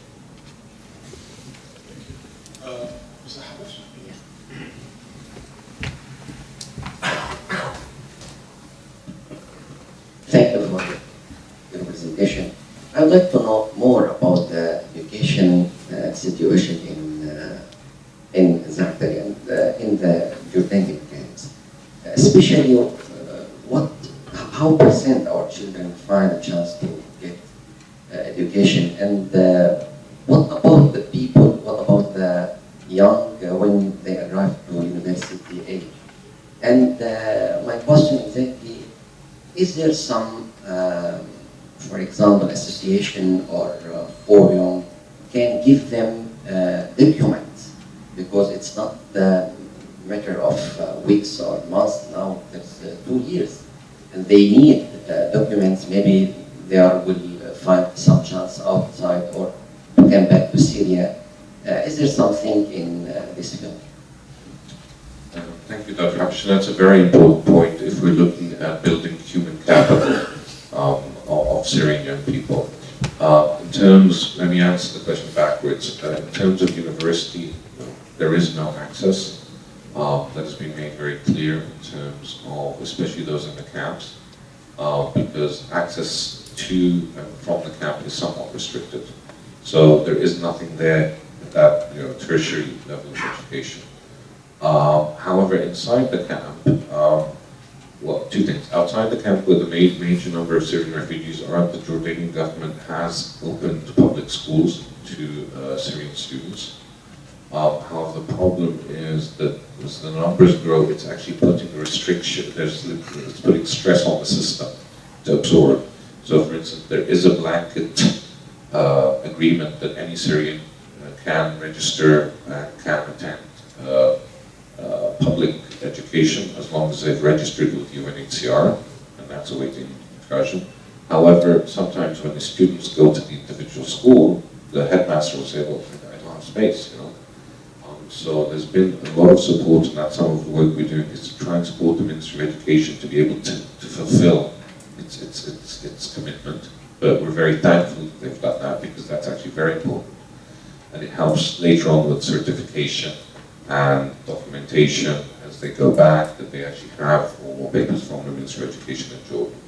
Inside the camp, initially the ministry wanted, when the numbers were small, was going to bus children from the camp to nearby schools. Obviously now the numbers are way beyond the capacity of schools in the north. So what has happened is there's a Bahraini donation that established a school for 4,000 children inside the camp. There's probably still a need for another 2 of these schools, but it would mean that a very large percentage of children will be able to access. Now, one of the problems is, especially for boys, boys who've missed a year or 2 inside Syria before, because they weren't attending school for the last year and a half. And some of them have been involved in the fighting, some of them, especially the older boys. It's very hard to get them back into a school setting.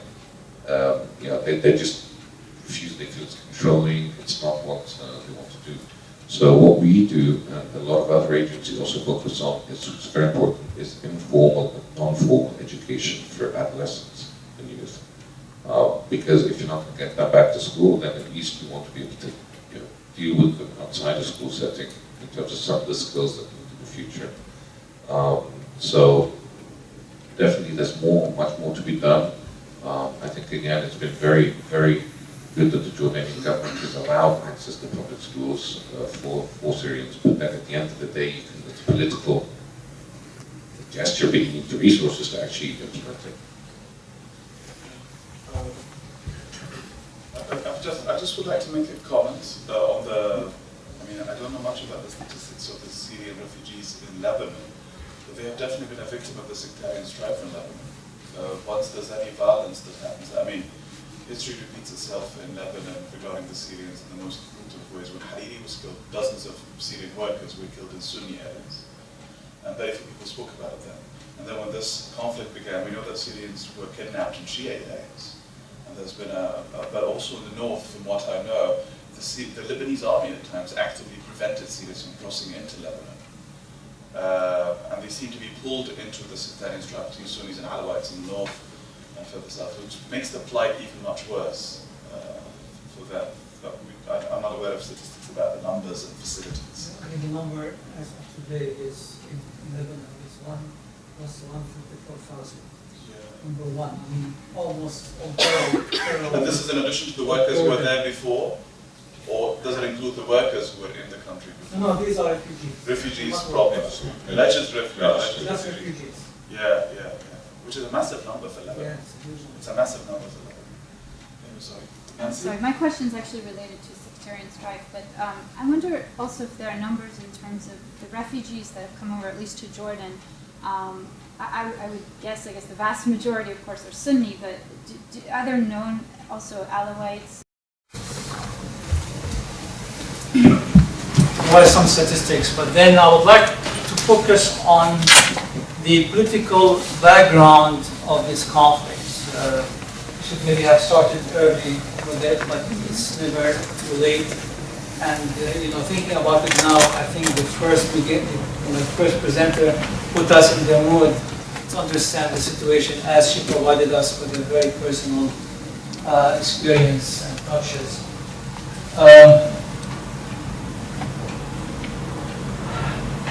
These are the revolution statistics. As you can tell, the struggle of the Syrian people to gain freedom and to get rid of this dictatorship has been very costly. Of course, it's not over. We don't know what's in the store for us, because although the regime is on the retreat, but still has a lot of destructive force in it. And as you can tell, the Syrian people are very determined, no matter what the cost. It doesn't matter. This regime would have to go. It cannot rule the country anymore. Now the figure of 47,502 is off today. There is a daily update of how many people. These are, of course, numbers here on the board, but these are human beings. Many of them are young people with a lot of hopes and plan ahead of them. But they knew to have real plan, real dream, they have to be free. And they were willing to pay that cost. To make sure that at least next generation, future generations will not live in a state of dictatorship. Now notice that we have over 76,000 missing individuals. We don't know what happened to them. They could be among the casualty. But the figure here is of people whose names and location, parents, and neighborhood is known. So these are records. The number of children who have been killed is very high. And that tells you two things. It, of course, tells us a lot about the brutality of the regime. There are few regimes in the entire history of the world that can compete with the Assad regime. The level of brutality is unbelievable. These kids, we know at least 300 of them were killed in detention, under torture. They were tortured and raped. Boys and girls were raped as part of this torture process. Some of it is really pointless. I can't explain it, to be honest with you. It's beyond me to understand what kind of minds can do that to little kids. Definitely, women were not spared. And the regime is very harsh in dealing with even the smallest of opposition. I mean, a statement that is deemed to be critical of the head of the regime could take a person into a long time of imprisonment and torture. There are some statistics about the refugees. The total number is a bit over 460,000. These are refugees outside of the country. We have estimates. We don't have exact figure, but the estimates is about 2 million displaced Syrians inside the country. I mean, in Damascus alone, can you imagine? This is the capital where the head of the state resides, on a high hill that sees all the destruction, morning and at night. And in that city, 3 kilometers from the palace, there is a district called Daraya that has been attacked countless times, bombarded using all type of weapons, from airplanes, from jet fighters, to rocket attacks, to attacks by infantry units. These are special units of controlled by the regime and are very loyal to the regime.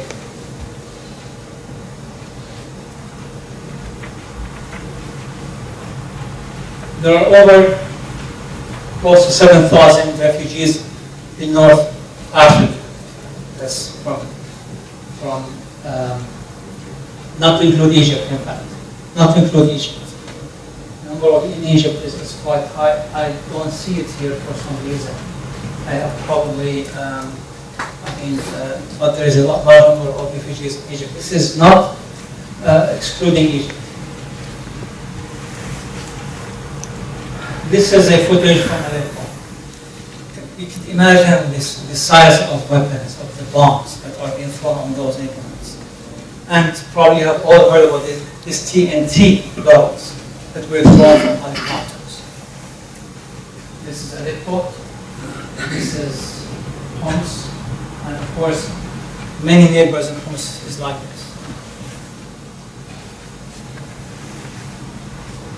And this is a specimen of the country. So no city has been spared, no village has been spared. There were villages were attacked. Some of the villages were as small as 6,000, surrounded by tanks and bombarded. So this is a kind of a brutal force that really, many of us knew that this regime is a criminal regime. Cares less about human beings, but I never imagined that this would be the brutality of a government, of a president who wants to retain power. That's the saddest thing about the whole thing. That he still thinks in his mind that he could rule a country, that he destroyed it like this. Now, as I said, this is a footage of the Zaatari camp during a sandstorm, which is a very stormy place, very cold, very harsh terrain. Definitely, the Jordanian people have been very accommodating. Many refugees who came from Syria don't live in the Zaatari. There are about 30,000, out of 130,000. So you can imagine more Syrians live with other, with families in Jordan. But still, this is very bad. This is very bad. The Syrian people don't deserve, and to be honest with you, some of them decided to go back to Syria rather than to stay here. It's as bad.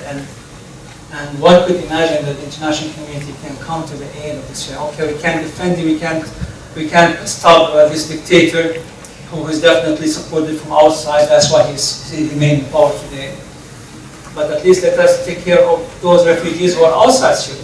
Let us forget about the Syrians inside Syria because it's so difficult. But even that has not happened. And so I think this will be a dark record for future generations about the type of international community that existed during these difficult times. Now, I would like to say a few words about the political context. It's important for all of us to realize that this was not a planned revolution. It was very spontaneous, and people who led it have nothing to do with politics. They were not particularly active. They were ordinary people. Ordinary people fed up with the state and with the lack of freedom. Syria was probably one of the very few countries in the world that you don't have any free press. To show criticism of the regime that will take you to the jail. One of the things that we remember early in the 2000 when Bashar came to power, there was a lot of hope that this would be a new beginning. And one of those newspapers that were licensed to operate, called the Domari. And Ali Farzad was the editor, who is a cartoonist. And I read one issue of it. I was visiting Syria. Really, it is so depressing because there's a lot of criticism but no names. This person did this official did that, and this couldn't survive. He never called names. He talked about people who did crimes, who stolen money, who mismanaged their office, but he never offered names, but he couldn't survive. After a year, his journal was closed. So it was spontaneous, was very peaceful. The first 6 months, people only took bullets.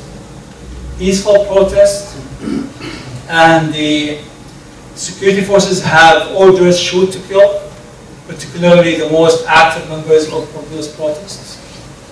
And for 6 months, there were no violence. Violence started with the introduction of the military after, interestingly enough, after lifting the martial law.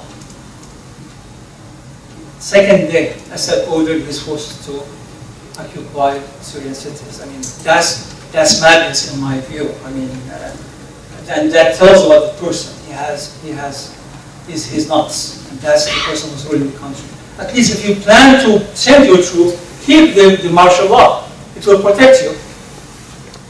Now you are violating the Constitution by sending troops without legal protection. But law has no meaning in the Syrian regime, in Syria under the Assad regime.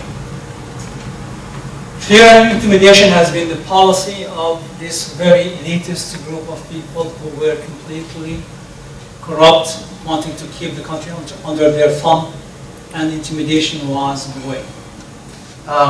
In fact, it could be taken from your home. Your family would not know who has taken you. They will not know where you are. And even for just investigation, you could stay for 9 months before you send back, because there was nothing against you. There was nothing, either a mistake or a false report or something like that. Attacks against villages really what also started the armed, the insurgency, fighting back using arms. It was attacking villages, raping homes, destroying homes, burning homes that were found empty. And interestingly, some of those who were brutalized by the regime were supporters of the regime, believe it or not. They were not against the regime, but they happened to be caught in a village or in a district where there are some opposition forces. Isn't that madness? I mean, I don't want to call it. I mean, anyone who knows a bit about politics knows that if you want to keep power, don't do that. Try to discriminate between your supporters and your opponents. Now today, the regime did not leave any supporter outside probably a few districts in Damascus and a few districts in Aleppo. Now I would like to conclude here by talking a bit about something that's called the political solution. And the regime, of course, continue to talk about political solution. In fact, this is the most cunning, person that you can ever meet, because Assad does not want a political solution, period. At the beginning of the protests, nobody talked about the fall of the regime. People wanted very little reforms. Little reforms, really. I mean, if Bashar Assad gave the people little reforms, he would have been still in power, and people maybe appreciated what he has done. But even this little reform was not to be given. A facade of a reform, but not really reform. And that's tragic. Now, the last speech given by Bashar Assad, I listened to it. Wasted my time, but I listened to it. And he talked about political solution in passing term, but then said everybody who is protesting against him is either traitor, sold out to the Americans and the French and the Saudis and Qataris, or were terrorists. and then come and let us negotiate. With whom he would negotiate? He has imprisoned Abdulaziz Khayyar. Abdulaziz Khayyar is an Alawite, head of the Amal, Hizb al-Amal, Shi'i, is the head of the Communist Labour Party. A number of prominent Alawite families in the attack. Prominent, he imprisoned them. And he was willing to negotiate. In fact, he didn't want at all. He never talked about dislodging the regime. He wanted to negotiate. He imprisoned him and he's still in prison. So this regime doesn't want negotiation and want to have full grab of power. And I think he knows, and people around him know that if they will let go a bit of power, then ultimately they will lose their grip on power. And so he inherited this presidency, royal presidency, let's call it, and he was so loyal to probably, I don't know whether his father gave him some last minute, what do you call that? I mean, it's not resolution, you say, sort of advice, or he told him, promise me you will not change anything. Something like that, it seems. And he did not want to change a bit within the regime, even though this regime could not provide economic solution. He opted to go for an economic reform, but really he destroyed the economy because what he did, his partner is called Rani Makhlouf. Rani Makhlouf, anyone who knows about Syria, is a partner in every important business enterprise in Syria. You can't have any enterprise without being a partner with you. And ultimately, he could drive you out and stay in that business. So he wanted to reform, but his reform was corrupt. And we, of course, we said you can't have in Syria, you can't have economic reform without political reform because the problem is a problem of deep corruption. And how would you stop it if there is no free press? There is no opposition to point out that corruption and stop it. So I'll stop here, and I can take. I think we have 10 minutes. So I can take a few questions. Thank you so much for that. Okay. The floor is open for questions. The first question from our colleague, Madame Zubair. Thank you.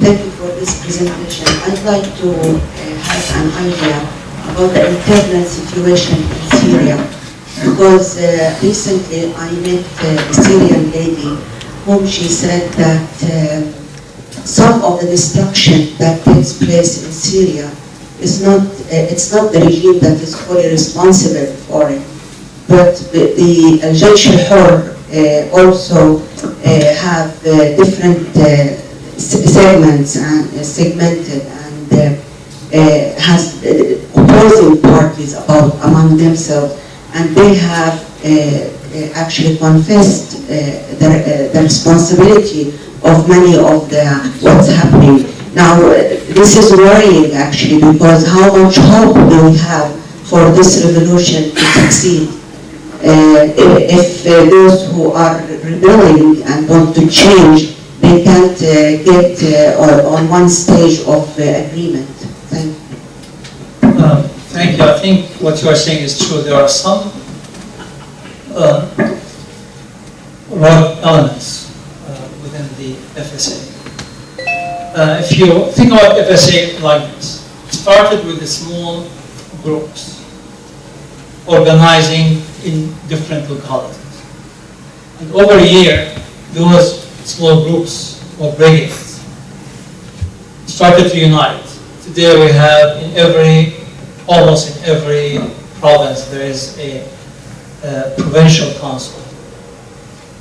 And 2 months ago, there was an effort to set a joint command, which is already there, but really is not being able to assert full control. Now, Syrians, like any human beings, any society have criminal elements, people who put their self-interest over and above everything else, including the dignity of others.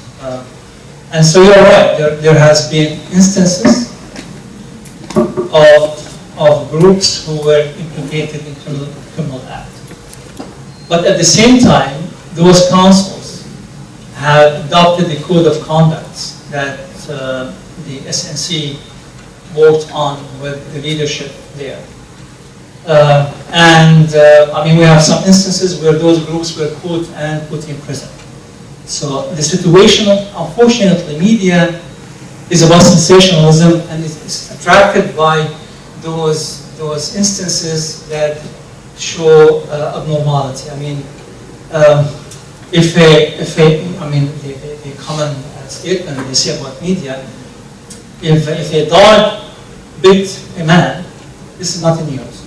But if a man bit a dog, this is in news, right? And so everybody will go there to put the light on it. So yes, there are problems, but I think the international community has to take part in that responsibility. Because here we have a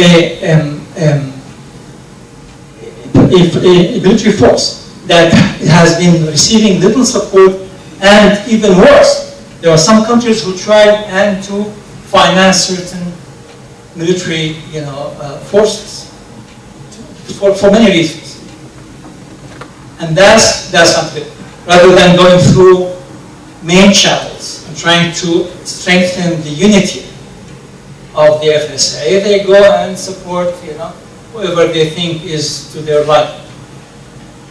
This is short-sighted policy, but I mean, we know that politics are not always about long-term view. It's about just what I can get in the next couple of years or 4 years or whatever.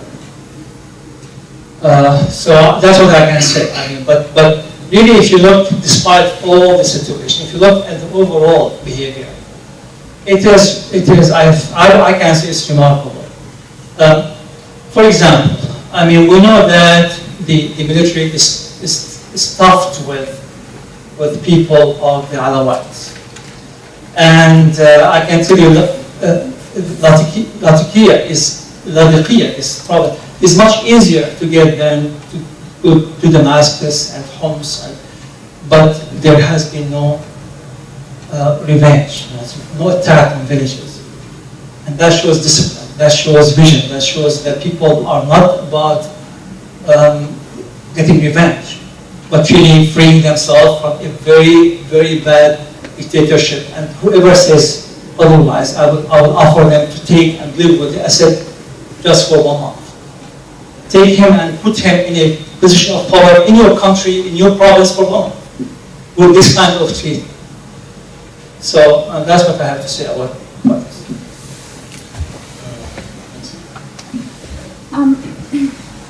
Doctor, if you don't mind, if you can also talk a little bit about the Syrian National Council and their recent activities, also in terms of with resolving the refugee crisis, but also in terms of helping avoid any kind of, again, sectarian conflicts in the future.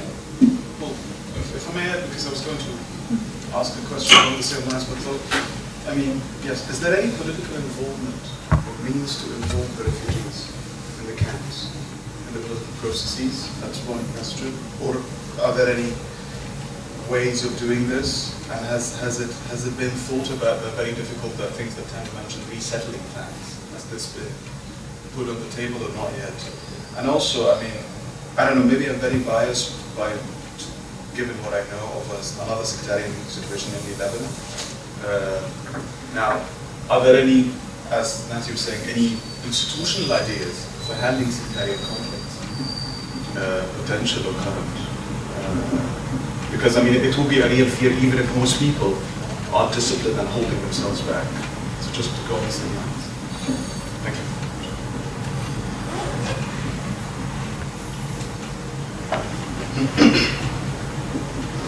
All right, let me start with the question that Nancy's question. For 40 years, there has been no meaningful political life in Syria. This kind of regime you don't have problems. But we have, really, that's something that we need to admire. We had a number of individuals who challenged this regime. These are intellectuals, strong persons, deeply principled persons, who were willing to risk it all, just to let the regime know that the Syrians are not all of them are going to roll. And of course, they led parties, but these were parties of very few people, maybe 10, 15, 20. But they had no way to connect with the masses, with the people, because it's very dangerous. And few people were willing to pay that cost. Now, come March 15, all of a sudden now Syrians were energized. Nobody thought. I mean, I was asked 2 weeks before the beginning of the revolution, will Syria follow through and do what the Tunisians, the Egyptians? I said, well, we are at least 5 to 6 years behind our Egyptian brothers, and I don't think this will happen in Syria. 2 weeks later, people were taking to the streets. And these people, as I said, they were very non-political people, ordinary people. Some of those villages that are being bombarded were the bedrock of the Assad regime. When the Assad were fought in the main cities, he depended on the countryside. And now the sun comes and he forgets about them. Their business became bad. Their crops were not. I mean, the agriculture sector was completely neglected. They were hardly able to make it. And on the top of that, you have these saddest officers that were sent to them. You know how there are started. 14 children brought to gravity and were tortured. I mean, we saw the picture. I mean, this is, and not only that. There are, of course, made of tribal people who have a tribal connection still, and they have a lot of. Honor, as you know, in Syria, the Arab world is a big thing. Do whatever you want, but don't come close to my honor. And they were humiliated. Those heads of tribes came to Hafiz, what's his name? Atif Najib, the cousin of the president. And young man, he made mockery of it. And then the whole place erupted. So that's the problem. I don't know whether let me come back to the question. So the opposition became unitedly, but now we have, fairly speaking, it's not perfect. But fairly speaking, this is a better organized opposition, and encompassing all those strands, political strands, from liberals to conservatives, people in the middle, the leftists, who I don't think how much of the left has been left in them, because I can tell you they are not communists, although some of them belong to the Communist Party. They talk about democracy and talk about, but of course their idea is that people who are at the bottom of society should receive good attention. So we have a good opposition. The problem is, now I put two organizations, the Syrian National Council, and now most recently, the Syrian National Coalition for Opposition and Revolutionary Forces. The latest one was intended just to overcome problems that our friends of Syria, some of the leadership in that club, said, well, this SNC is not acceptable. And I guess because of what they call it has a lot of influence of the Muslim Brotherhood, which is, I can tell, is exaggerated. But ultimately, people said, all right, we'll go to the next one.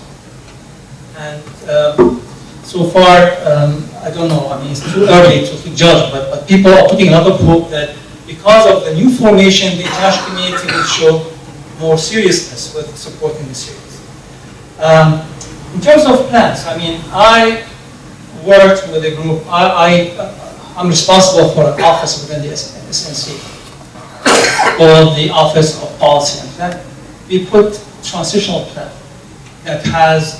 that deals with political management, with security, with transitional justice, with economic recovery. It has been later expanded through what was called the next day, where more details were offered. We started with, there was a workshop attended by about 100 people from the revolutionary councils in Syria came out just to join in on the transitional plan. A lot of effort is being done. But ultimately, what we are seeing today, I mean, I am personally fearful that the rebuilding will be rougher now. And probably we could see some surprises because the Syrian people are left on their own. Good luck. That's the problem. Good luck. We sympathize with you, we hear you, we are sorry, but good luck.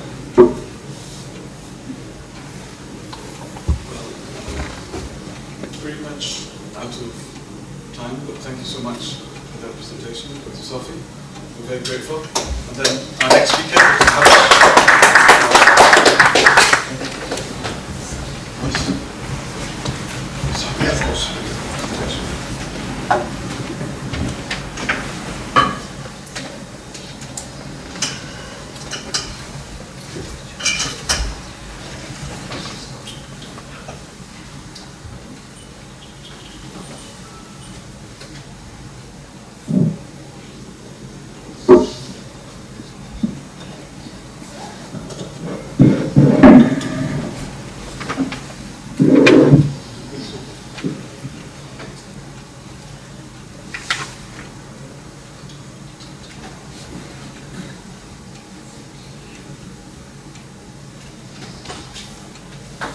السلام عليكم. بسم الله الرحمن الرحيم.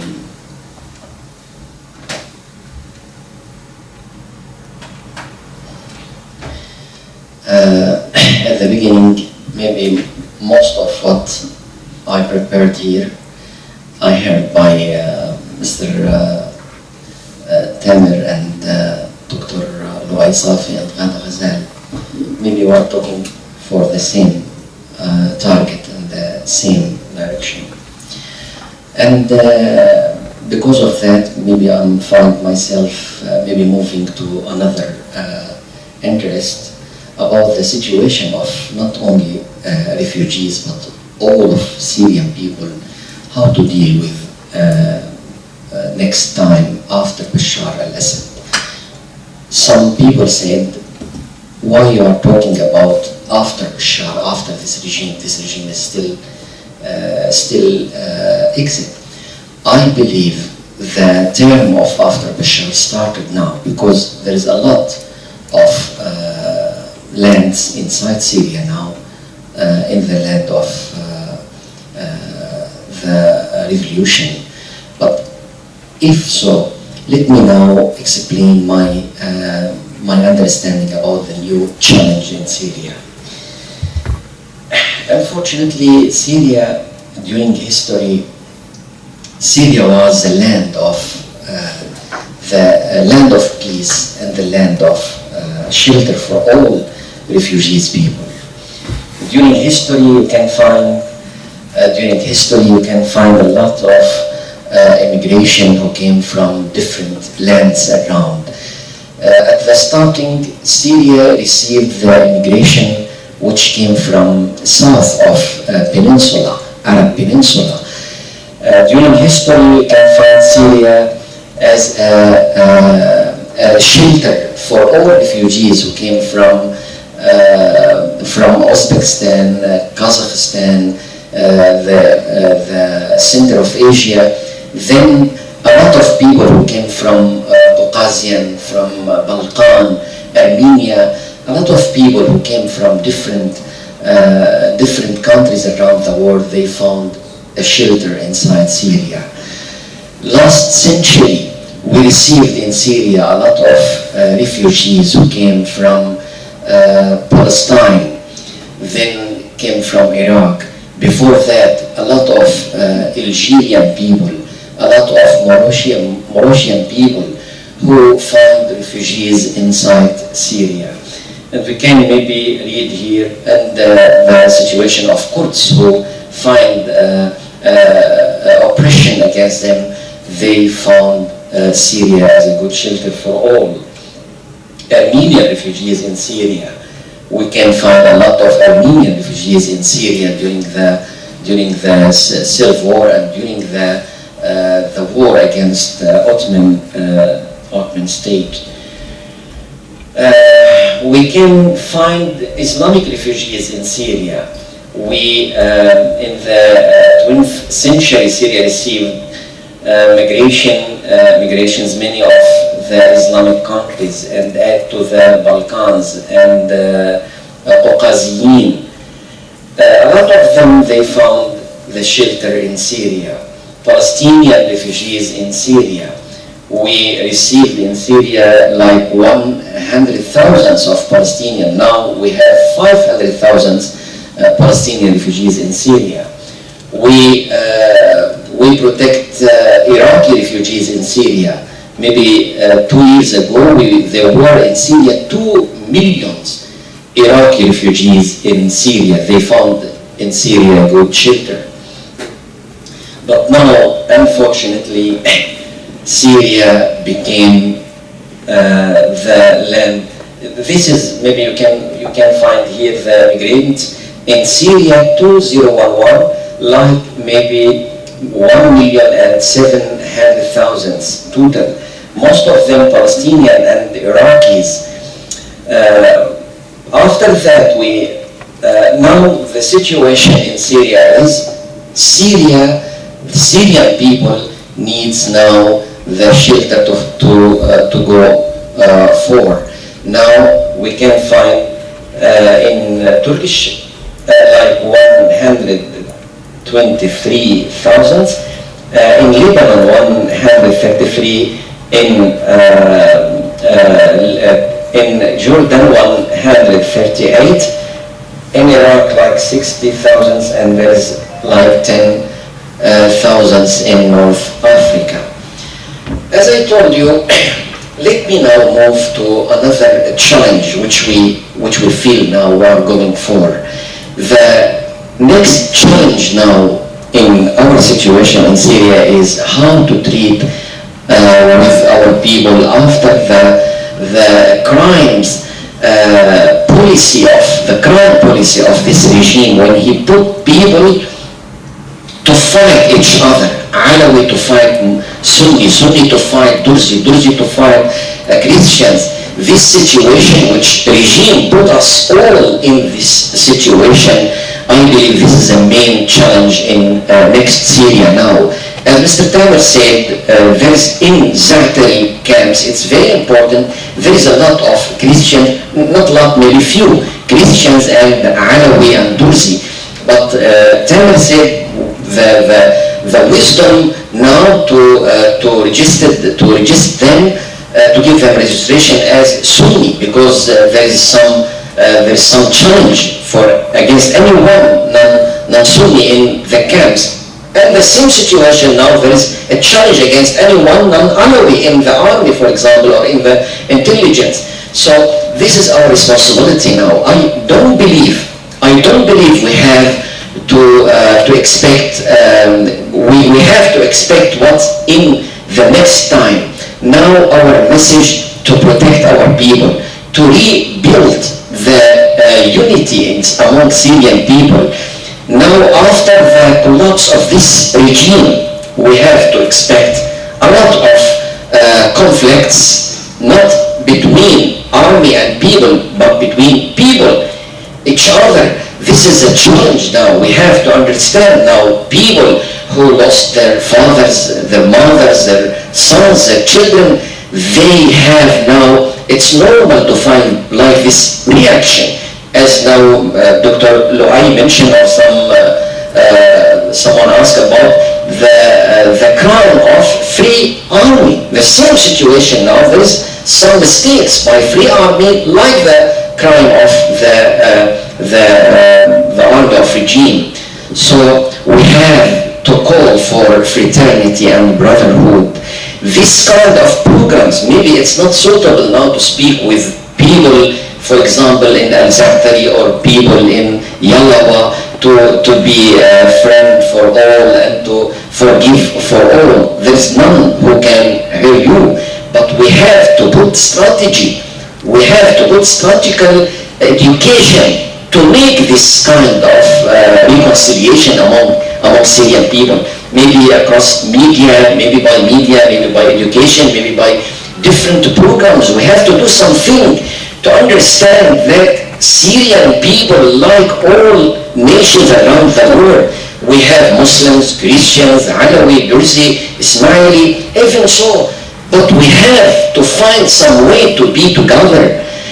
God is one, but His names are many. Reality is one, but its ways are many. Spirituality is one, but religions are many. We have to struggle against any kind of monopoly of salvation. We have to struggle against any kind of monopoly of God, against any kind of monopoly of paradise. We have to struggle against any kind of monopoly of hereafter.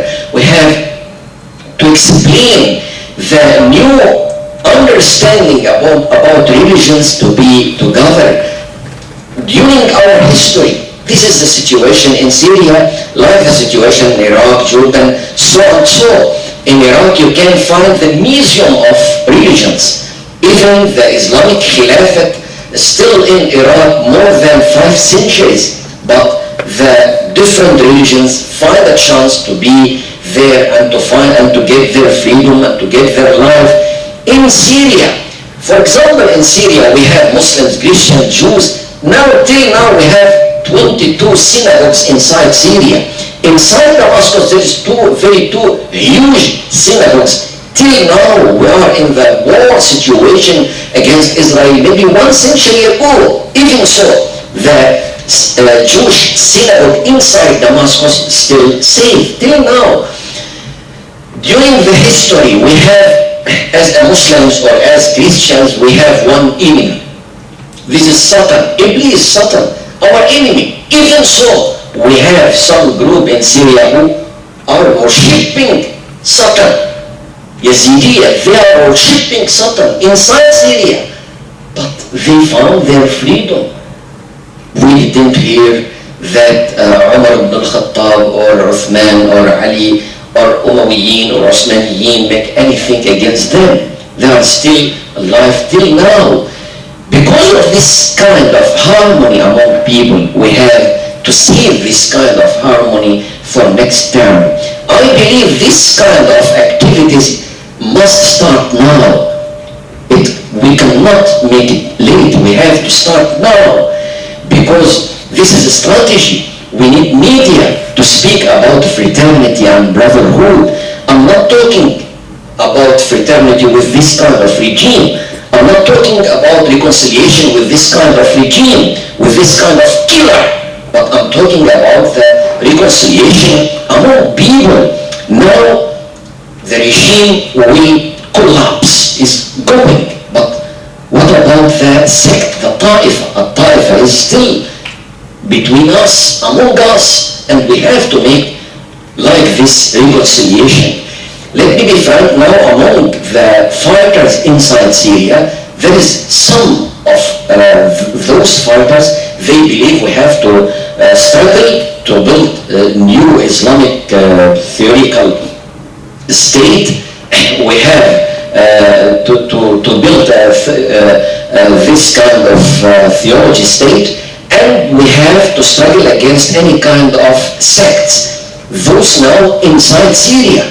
We have to protect our future. We have to protect our people. We have to rebuild our unity.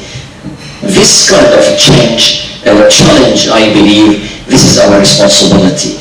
We have to put some strategy by media, by education, by press, by seminars, conferences, meetings, celebrations, so and so, to protect our people, because if this kind of society went or go to a civil war, that means we are going for more sectarian bloodshed and more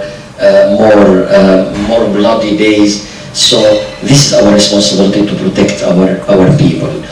Here I mention, as I told you, I mention here some points we have to get as our responsibility. Maybe this is a situation of refugees. It increased day by day, and according the expecting of United Nations, there is 700,000 at the last of this year. Quick relief now projects required. I believe we need heating now. This is very important because I didn't find this point exactly in the planning of refugees organizations. Required quick and practical ideas, prevent refugees dangers, extreme cold, which has come down to below zero, a rate of 50 a night on the Turkish border, maybe 50 nights on the Lebanese border, maybe 30 nights and in Iraq and Jordan borders. That means we have to prepare, we have to help those people for heating. I believe this is very, very important now. The second one, Qatar Foundation as a major educational institution active in social participation claim to lead an organized campaign in the field of education. I believe this is the best initiative for Qatar Foundation to do something exactly as a campaign, as an organized campaign in the field of education, which is displayed in tents almost entirely. Now, and we have, it's very important, we are required to put an arcade study to monitor the forms of exploitation suffered by refugees, practically women and children refugee situations. It's very important to mention that there is some very sensitive challenge now in camps about that. And here we have to work exactly, not to make those refugees in the camps our responsibility now to prepare the way to return back. They have to return their back. It's not benefit for them to prepare everything in their camps. Our responsibility to have them to return back their home because they can find there as they need. Now, let me summarize my target to speak for.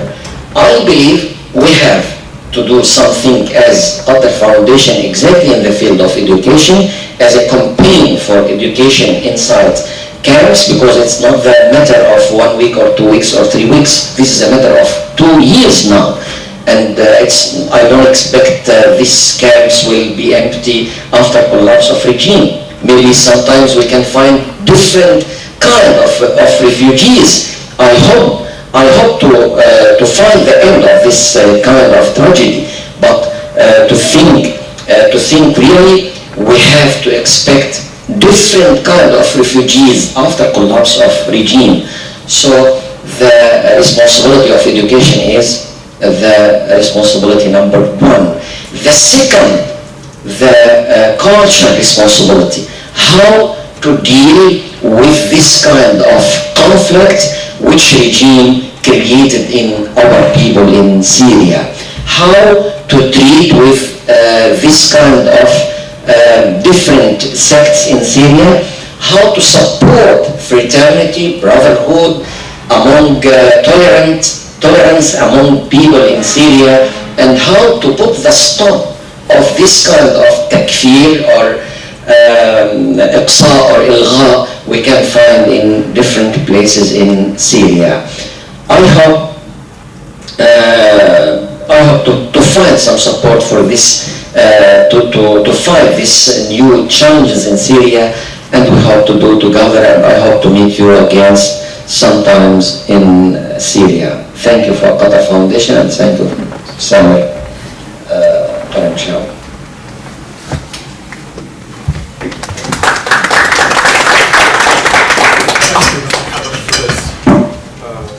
Presentation. Well, we open the floor for questions. Yes. Yes, President. Thank you for this presentation. Actually, you have brought up the very sensitive issue, how to deal with different sects. And I have an imaginary project. I think the best thing that can gather people of different sections is work, is to have activities, even now in the refugee camps, because those people have lost their homes. So even if today the regime collapses, they can't go back. So I remember Hadith sallallahu alayhi wa sallam when he said, if the judgment day comes along, even if you have a small shoot, plant it. So we have to imagine that they have to work for the behalf of the whole people, the whole community in the refugee camp. And alongside that, we need awareness programs. So we need two programs. One kind of program that is practical, to deal with issues of education, building, I've been building temporary shelters, something like that, and to work as a social awareness. There are so many things that we can break down the programs, and there are many fields that we can gather people with different capacities and capabilities and then distribute them among these programs. So when they work together, they feel they are serving one goal. They will forget the ethnic differences, and they will realize they work for the Ummah all together. And we need the awareness programs, religious programs, social, cultural programs that educate people how to respond to their environment regardless differences. Thank you. Thank you. I appreciate what you mentioned about our need to workshops, exactly, even among the refugees, to speak about tolerance and to speak about brotherhood. It's so difficult now to speak about tolerance, but we have to be clear. We are not talking about the tolerance with the killer. We are not talking to make reconciliation with this kind of regime, but we are going to make reconciliation among people, even the people who are still loyal with this regime. It's not our message to kill them. It's not our message to destroy them, to make the same mistakes, the same crime of the ex-regime. But we have to, the example of Iraqi situation when Iraqi regime collapsed, the first decision was اجتثاث البعث. What means اجتثاث البعث? To put the end of any kind of loyal one in the ex-regime. That was injustice, because a lot of them, a lot of loyal people, they didn't get any kind of crime. They are looking for their own life. So this situation we have to teach our people and our children and our people in Syria, even in refugees camps or inside Syria or outside in different places, conferences, seminars, meetings. We need every day to continue our normal life. During our history, there's no problem about that. Even now, the largest church inside Damascus, the church of Mar Yohanna al-Kubra. You can read till now. This is the church of Mar Yohanna al-Kubra. It had been built by Umar ibn Abdul Aziz. This is the situation in Syria. Umar ibn Abdul Aziz, as Islamic Khalifa, who built the largest church inside Damascus.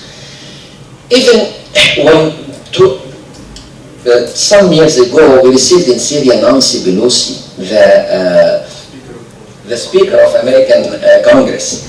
I asked Nancy Pelosi during our meeting in Damascus, I asked her, how you find Syria? She said, good, nice. What the best you find in Syria? She said, without hesitate, she said, Umayyad Mosque. Why? She said, because inside Umayyad Mosque you can find the tomb of John the Baptist. Christian saint inside Islamic Mosque. It's unbelievable thing. You cannot find in my country, in America, Christian saint inside Islamic Mosque, or Christian or Islamic saint inside Christian church, or so on. So I told her it's so normal in our country. If you have a time, I can bring you to the middle of Syria in Idlib. You can find Islamic saint, Islamic Khalifa, Umar ibn Abdul Aziz, his grave, his tomb inside a Christian church. Till now, the tomb of Umar ibn Abdul Aziz inside the church, inside Deir al-Sharqi in Idlib, and his wife Fatima bint Abdul Malik, after him, she followed him after 10 years in the same place, her tomb and his tomb inside the church, inside the Deir al-Sharqi in Idlib. This situation is so normal in our country, but unfortunately, this regime put people in this very, very sensitive situation. He called for all minorities in Syria, Druze, Ismaili, Alawi, Christians. You have to fight for your life, because Islamic movements are coming.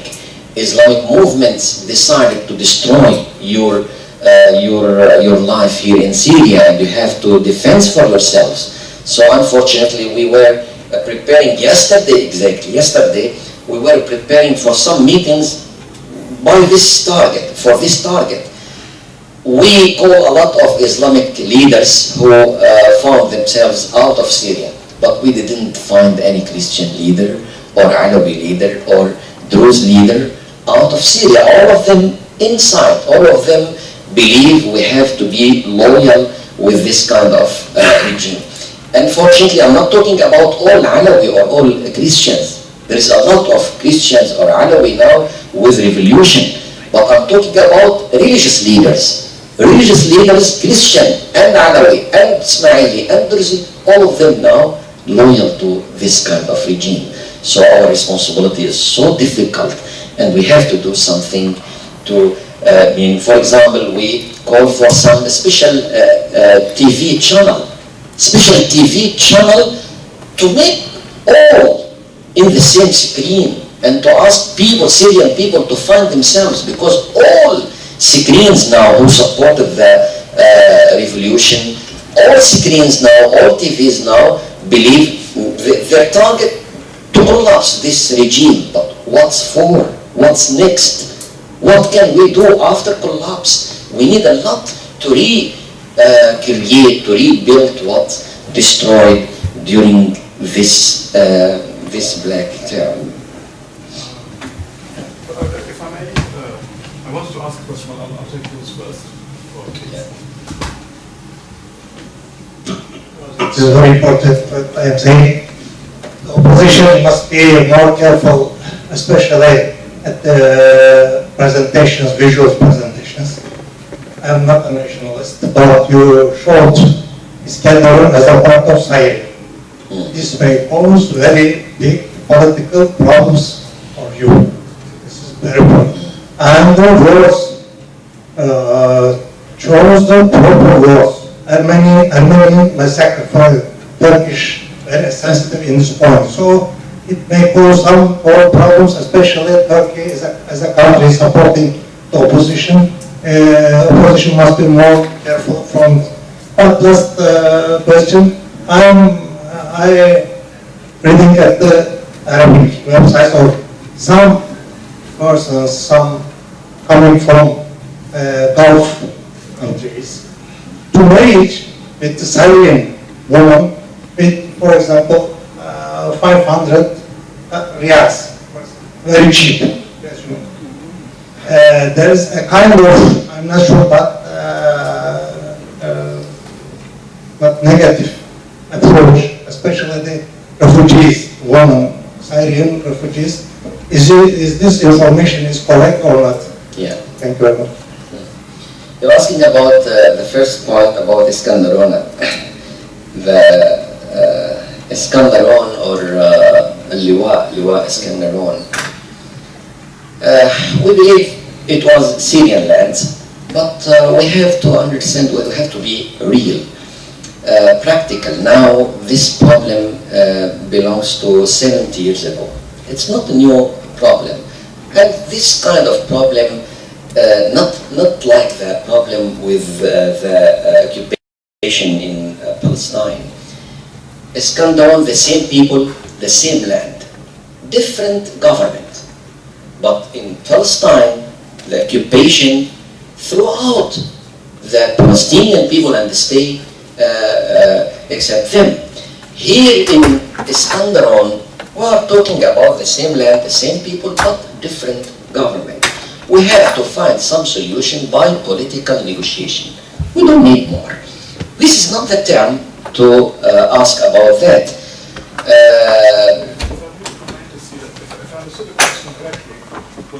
Suggesting is that these issues should not be raised now at all. In a way, relegated to another time. There's no point in mentioning the Turkish massacre or etc. because it would antagonize some people within Turkey, whether they're right or wrong. Yes. It's like it's a problem, better leave it to another time. Correct. Just avoid it. And it's not exactly. It will cause opposition within Turkey. You have a very strong nationalist Turks inside, and this might antagonize them to the Turkish nationalist anti-Ba'athi movement. Yeah. I believe we are talking for the same target, maybe by different way, and the same situation with Armen people who test injustice against maybe 1 century ago. The second point we mentioned some about what propaganda now and the press mentioned about the Syrian young ladies. They have been found themselves as a wives for some rich people or some Gulf people. I don't believe this kind of news. It's maybe the first time I heard that inside Syrian parliament. I was in parliament maybe in the extern when some member said there is a lot of women in camp as refugees. They found themselves wives for some Gulf people. We are against this kind of marriage. We have to protect our daughters, our sisters from this kind of treatment because we don't believe this is a good situation. Maybe I read some in some different internet websites who say help Syrian people across to marry some ladies from camps. We are not against the marriage. It's normal, but we are against the marriage of young ladies. We have to put the end of that, and this is our responsibility. And even so, according to our law in Syria, there is no way to get any woman as a wife before 17th at least. But even so, the Syrian law treat wise with this situation. If some lady found herself as a wife, maybe there is some solution according to the law. But now we have to struggle against this kind of marriage, because this kind of marriage, if this kind of marriage without equality, without suitable conditions, we have to be against this kind, and we have to I ask Mr. Dr. Luai as a member in Syrian Coalition and Syrian National Council to study this situation and to tell us exactly how much this situation among Syrian refugees. Yeah. Okay. Yeah, I think I attended a meeting. I mean, there was one person, a journalist, who started the campaign on that issue, and I was in a meeting where he was there as well. And I told him, have you studied this situation? Is this a phenomenon? Is this a widespread practice? What examples you have, what instances you have studied? And he said he has only one instance where a person who knows in Jordan knows someone who proposed to the family to marry her. There was no marriage, but a proposal. So I think this was blown out of proportion. There is no widespread practice as such. And all of us know that particularly, in the refugee camp of Zachary, it's not easy to get in. In fact, it's not easy to get into any of the refugee camps even in Turkey. So it's not a matter of bazaar, people are going there searching for wives. And so I think it was picked by the regime. Mainly it was used by the regime to sort of discredit the Saudi Arabia and some of the other Gulf countries, and to show, their argument that there was a widespread exploitation, which is really a propaganda, and not really. I agree with you.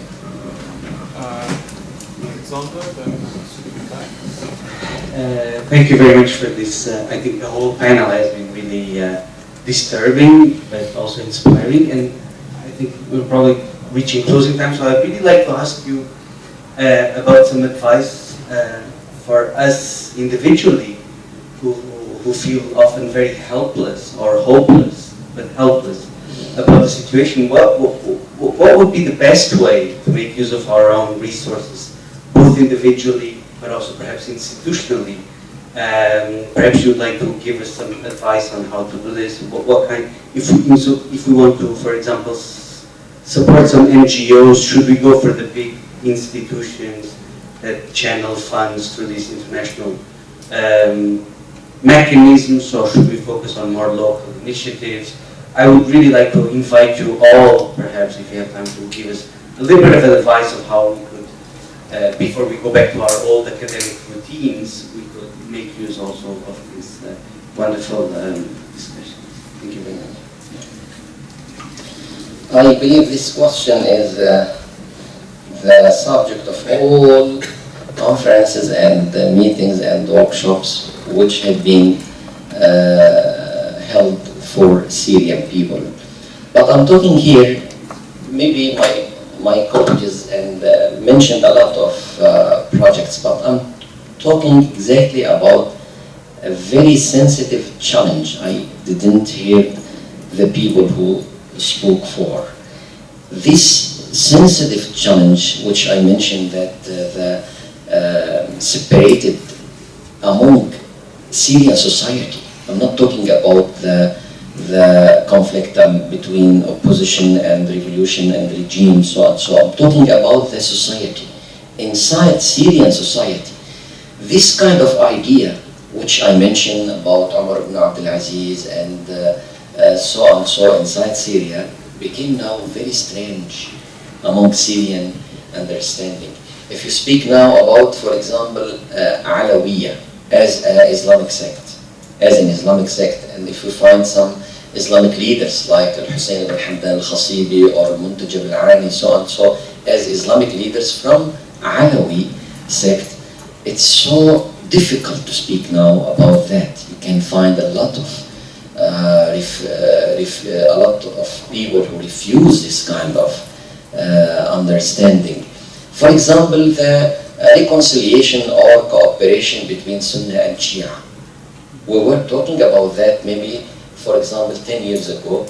We were talking a lot about these points. In Syria, 2 years ago, we were talking freely about this kind of activities, and you can make every day some activities for this target to make cooperation between Sunnah and Shia.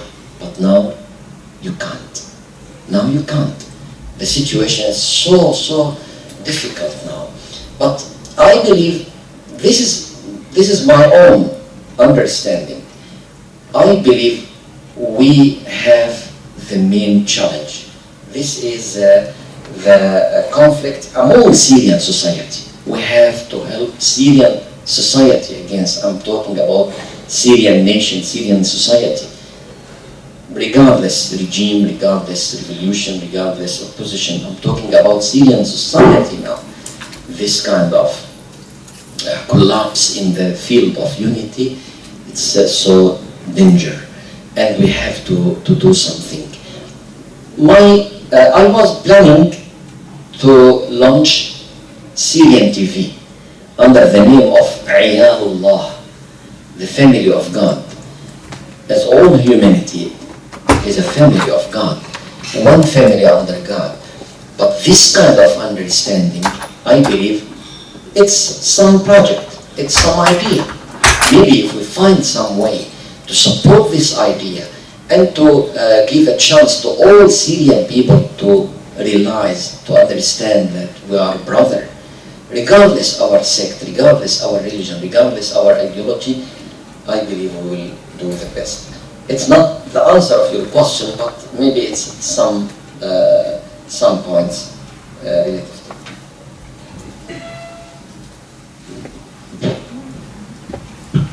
Thank you, Dr. Habash, for nice presentation. But just for the answer for this gentleman, okay, you have here, they launched the Qatar Voluntary Center as a help, like for Syrian refugees on Zakat. We start, sending a lot of winter clothes, whatever you can help out, so you can contact them over there. It's been start from last month up to 6 months out. So you can go there. Just one question. I want to understand the picture, what's going on, who's fighting with Bashar? If according to the critical situation, like the population is like 70% Sunni, 12 are Shia, and 30 or 40% are Christian, and the rest other religion. Just, I want to understand, who's fighting with Bashar then? I believe maybe 2 years ago, we didn't realize, we didn't understand this kind of sectarian situation in Syria. Because the regime was clever in some points. For example, if you search for ministers, you can find only 10 or 15% Alawi, but the majority are Sunni. If you look in, for example, Majlis al-Sha'b, People Assembly, you can find the same. Only in the army and intelligence. And now we understood, and diplomatic stuff. This kind of stuffs belongs to Alawi regime. For example, now, as a Syrian, we have only 11 ambassadors around the world. Now we have only 11 on their job. There is 8 of them Alawi. 8 of them. 1 of them Christian and 2 of them Sunni. Now, this is a situation. You are in some country, 70% belongs to Sunni madhab, but in the diplomatic staff, there is only 2 from 11. This is the ambassadors on their job now. If you ask the same situation in intelligence and army, even so the regime was put the head of the army, the head of defense minister from Sunnah. But when he put him as a defense minister, he put some helper around, some surround him. He cannot do anything without them. Who fight with Bashar? 1 year ago, we can say there is a lot of Syrian people who believe we have to be loyal with this person, with this father, and we have to be loyal with Ba'ath Party to protect our country and to be in a stability situation. That was 1 year ago, but now you cannot find like those people. I stay in Syria after the revolution. I still in Syria 10 months after the beginning of revolution. I believe we can find some way to reform our country with this person. It's not necessary to collapse this regime. That was the first month, 2 months, 3 months, 4 months. After that we realized this person didn't think at all about any kind of... what was the breaking point? When did this break happen? Yes. The break happened... Look, 4 months at the beginning, the president was saying, I'm against any kind of violence. I didn't give any order to shoot anyone. I don't agree with anyone who shot, and I will put them in the prison. This is what he said to me. After 4 months, he called for dialogue conference, المؤتمر التشاوري inside Damascus. It was a good chance. I am, as a parliamentarian, found by chance, and Mr. Farouk Shara gave me to be as a head of this conference and to speak more than others. And I mentioned in my speech, maybe you heard my speech at that time, we have to struggle against this injustice, and we have to put the end of intelligence, we have to put the end of army, to avoid army from cities. Everything I call, not only me, my colleagues, everything we arrived to a final statement. Inside final statement, we put everything. It was enough to stop everything in Syria, to avoid army, to put the end of intelligence, and to give people their freedom, and to create المجلس الأعلى لحقوق الإنسان. This is what المجلس الأعلى لحقوق الإنسان has authority over the intelligence, over the above the intelligence, above of army. But unfortunately, after that, of this conference, everything is good, and we went directly to Syrian TV and said everything will finish. We put everything, and we can move now to a new state. Unfortunately, the president said yes. I agree with you. It's good final statement, and I will do everything. He was said, if you give me this final statement, I will make it marasim. I will make it marasim directly. But he degrees. Yes, give me your final statement, and I will make it degrees directly. I will get a resolution as you decided. That was last July. We were very happy. Maybe 2 weeks after the conference, we believe everything will finish, and we have to be with this president, and we have to be loyal with him. Unfortunately, we wait 1 week, 2 weeks, 3 weeks, 1 month, 2 months. He didn't do anything. He put the killer and the criminal people, he put them in very important positions, and he avoid all, and he avoid Farouk al-Shara himself, the head of the conference. He put him away, and he didn't, and he sent him a lot of officials to tell him you have to be in the corner, you have no right to participate of any. We realized at that time, we called for الطريق الثالث, the third track. That was our project in Syria, third track. I cannot explain how many people in Syria said we are with third track. Inside Syria, the majority of Syrians said we are with third track. We need the end. Even Mr. Khalid Mash'al called me. He said, I am with the third track. I am with you. I am with this kind of project. Maybe we can find the end of this situation. But what the result? None at all. After that, the president himself get a chance to speak in the university. When he delivered a speech, he said, there is no third track. There is no mediation. There is no Negro color. You have to be white or black. You have to be with us or with our enemy.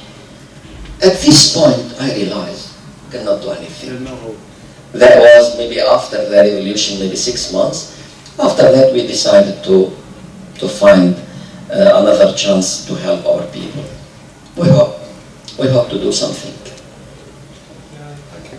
Well, I mean, we're out of time, but we have some time for an open discussion. So if you don't mind, we continue, which doesn't have to be only with Dr. Habash, but in general, if others have points. Sorry, Doctor, just Ananda wanted to say something, and then we'll get back to you. Sorry. Yes. Thank you, Dr. Habash, for what you have said. I do agree with you,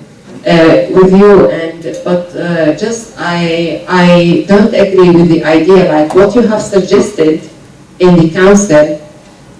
Your suggestion, the final statement, means or equal the fail down of the regime. If Bashar agrees on the final statements you suggested, it means he will fail down, but in another way. So you don't give him a solution, you give him a fail down, but in like the radical. He realized he more intelligent than me. He understands what we are going for. Yeah. But I think we can argue that many of these regimes had the chance, all of them had the chance to engineer a way out that would have been better for them. But they all invariably waited until it was too late. No, I think if he is in control of everything. If he starts, giving, okay, the power will be just out of his hand, but slowly.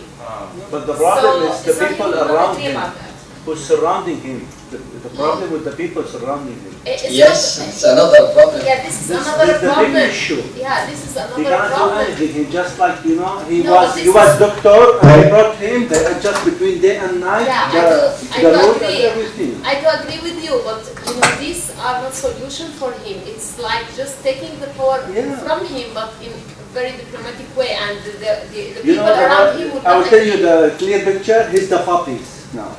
Somebody playing with him, that's all. This is the whole issue. He's the puppy. My question was simple, because we have an experience from Turkey, the deep state. I think this radical change, I think you are focusing on Bashar Assad, without, you must not neglect deep state, because it is very, very difficult to resist this type of, how to say, monopoly inside of the state. We are suffering from this problem from Turkey. So you must focus on the, yes, Bashar Assad, as the brother said, but the main problem, I think, the radical changes with the ideas of Bashar Assad, I think the main problem was with the deep state. This is a very, very important point, because even the Western or Eastern media, they are all talking about Bashar Assad. I think they are missing the main problem, deep state. Yes, I believe they have a common responsibility. They have a common responsibility. He has a main responsibility, but there is a people around, they have the same. Now, unfortunately, even so, the court of criminal, the international criminal, avoid to call Bashar and to call, for example, 10 or 20 or 30 religious leaders, soldiers or leaders in the army to the court. They avoid to call them, not because of they haven't approved, but they didn't call them maybe to lead them find some solution, to lead them to go out, to lead them to step down. But unfortunately, there is no positive result. Thank you, Dr. Habash, for clarifying all of them. Just one question. We know who created the chaos, but what we heard that also there is no proper leadership between, no proper communication between the leadership of the Al-Jaysh al-Hur and outside the opposite parties. There is no communication. I mean, opposite parties are representing themselves. They don't represent the Freedom Army. And this is what makes it more worse. Might create future problems if they take any decisions without them. So is it true? Yes. And how do you think we can solve these things? Yes. As an open dialogue, I have no right maybe to answer, but I have something to add. Yeah. Because I believe, unfortunately, the situation, the weapons inside Syria now, it's the new problem, it's coming. My own understanding and my own opinion, I'm against any kind of weapons. And I feel sad when I understand that the revolution decided to get the weapons. We were a chance to find the end maybe 1 year ago without weapons. But unfortunately, when they get this very strong decision, regime found a chance to find a lot of supporters around the world and to draw the problem in Syria as a conflict between two armed power. Now the situation with Al-Jaysh al-Hur and their connection with the coalition or Syrian Council, I believe they have a connection, but inside Syria, Al-Jaysh al-Hur himself has no enough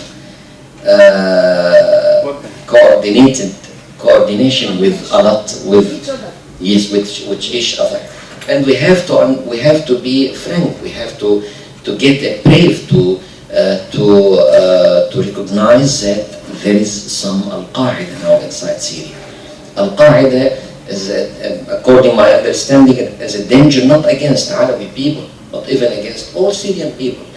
And we have to avoid this situation. But now the first we have to find the end of this kind of regime.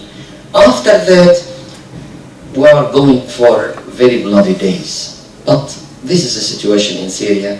And I believe the connection between coalition and the Free Army, it's existed, but I don't know enough. My understanding, I'm non-violent one. They were talking me in the parliament as Gandhi of Syria. This is, I don't believe any kind of violence, but I believe that the main reason behind violence is this kind of crimes, this kind of crimes of regime. Well, I think we have to bring it to an end. I know we can go on talking endlessly, but thank you so much for coming. Thanks to all our panelists. Habash who's left us, and Tamer, and thank you all for coming. And of course, we're willing to talk to each other individually. And I would like to thank you, Mr. Samer Qaramshawi, Special, and Nancy. And I would like to thank you for your patience of my terrible language. I have no enough. I'm not fluently in the language, but. We can understand it. Well, it has to be said, the idea of this panel was Nancy's. She did most of the work, and we have to thank her for that. And thank you all for coming. Thank you.